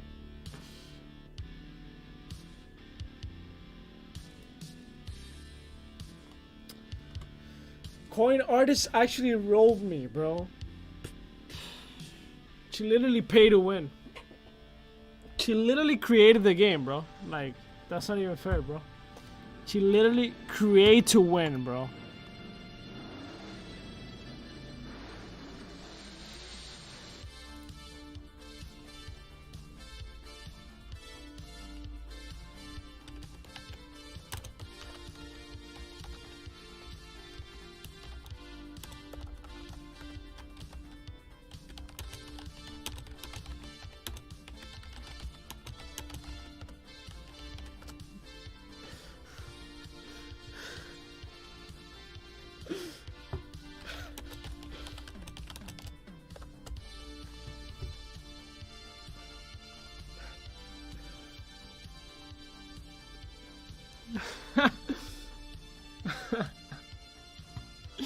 She rolled me, dude. Fuck.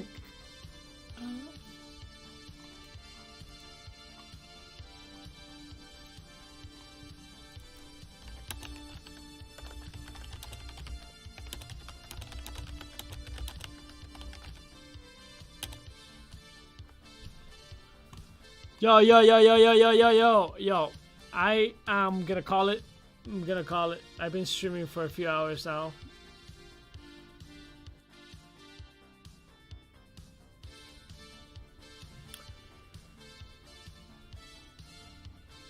Anyways, thank you everybody that dropped by. I appreciate it. It was a new game. It's a new game. Give it time if you like card games. I think this game is actually pretty good. It has a lot of stats. It's not that easy to understand. And sometimes that's good, I think too easy is like gets boring. Too hard, it also gets boring. So there has to be a middle ground. I think the game needs to be a little bit more fast-paced. A little bit more fast-paced. But I think there's a lot of things you can accomplish with this art. This art is absolutely amazing. Coin Artists already told me that they're not going to do a 3D game. But, I mean, collaborations could come in the future. So holding some of this art could actually be beneficial in the future. Going into other games with this art by owning the NFTs and stuff like that. I don't know. She did tell me about the campaign. I did read about it. So there might be some campaign later on. So that I'm down to play. Something that you feel like you're progressing, right? And you have like a goal. So it's all good, Berser. Eric, thank you for hanging out. Dead Polaroid, I'll hit you up right now and let me finish this stream. And anyways, guys, much love. Thank you so much for hanging out, for real. Peace out. Make sure you follow me. Make sure you hit that like. Make sure you comment. Make sure you don't comment with any scams. And bye. Peace out.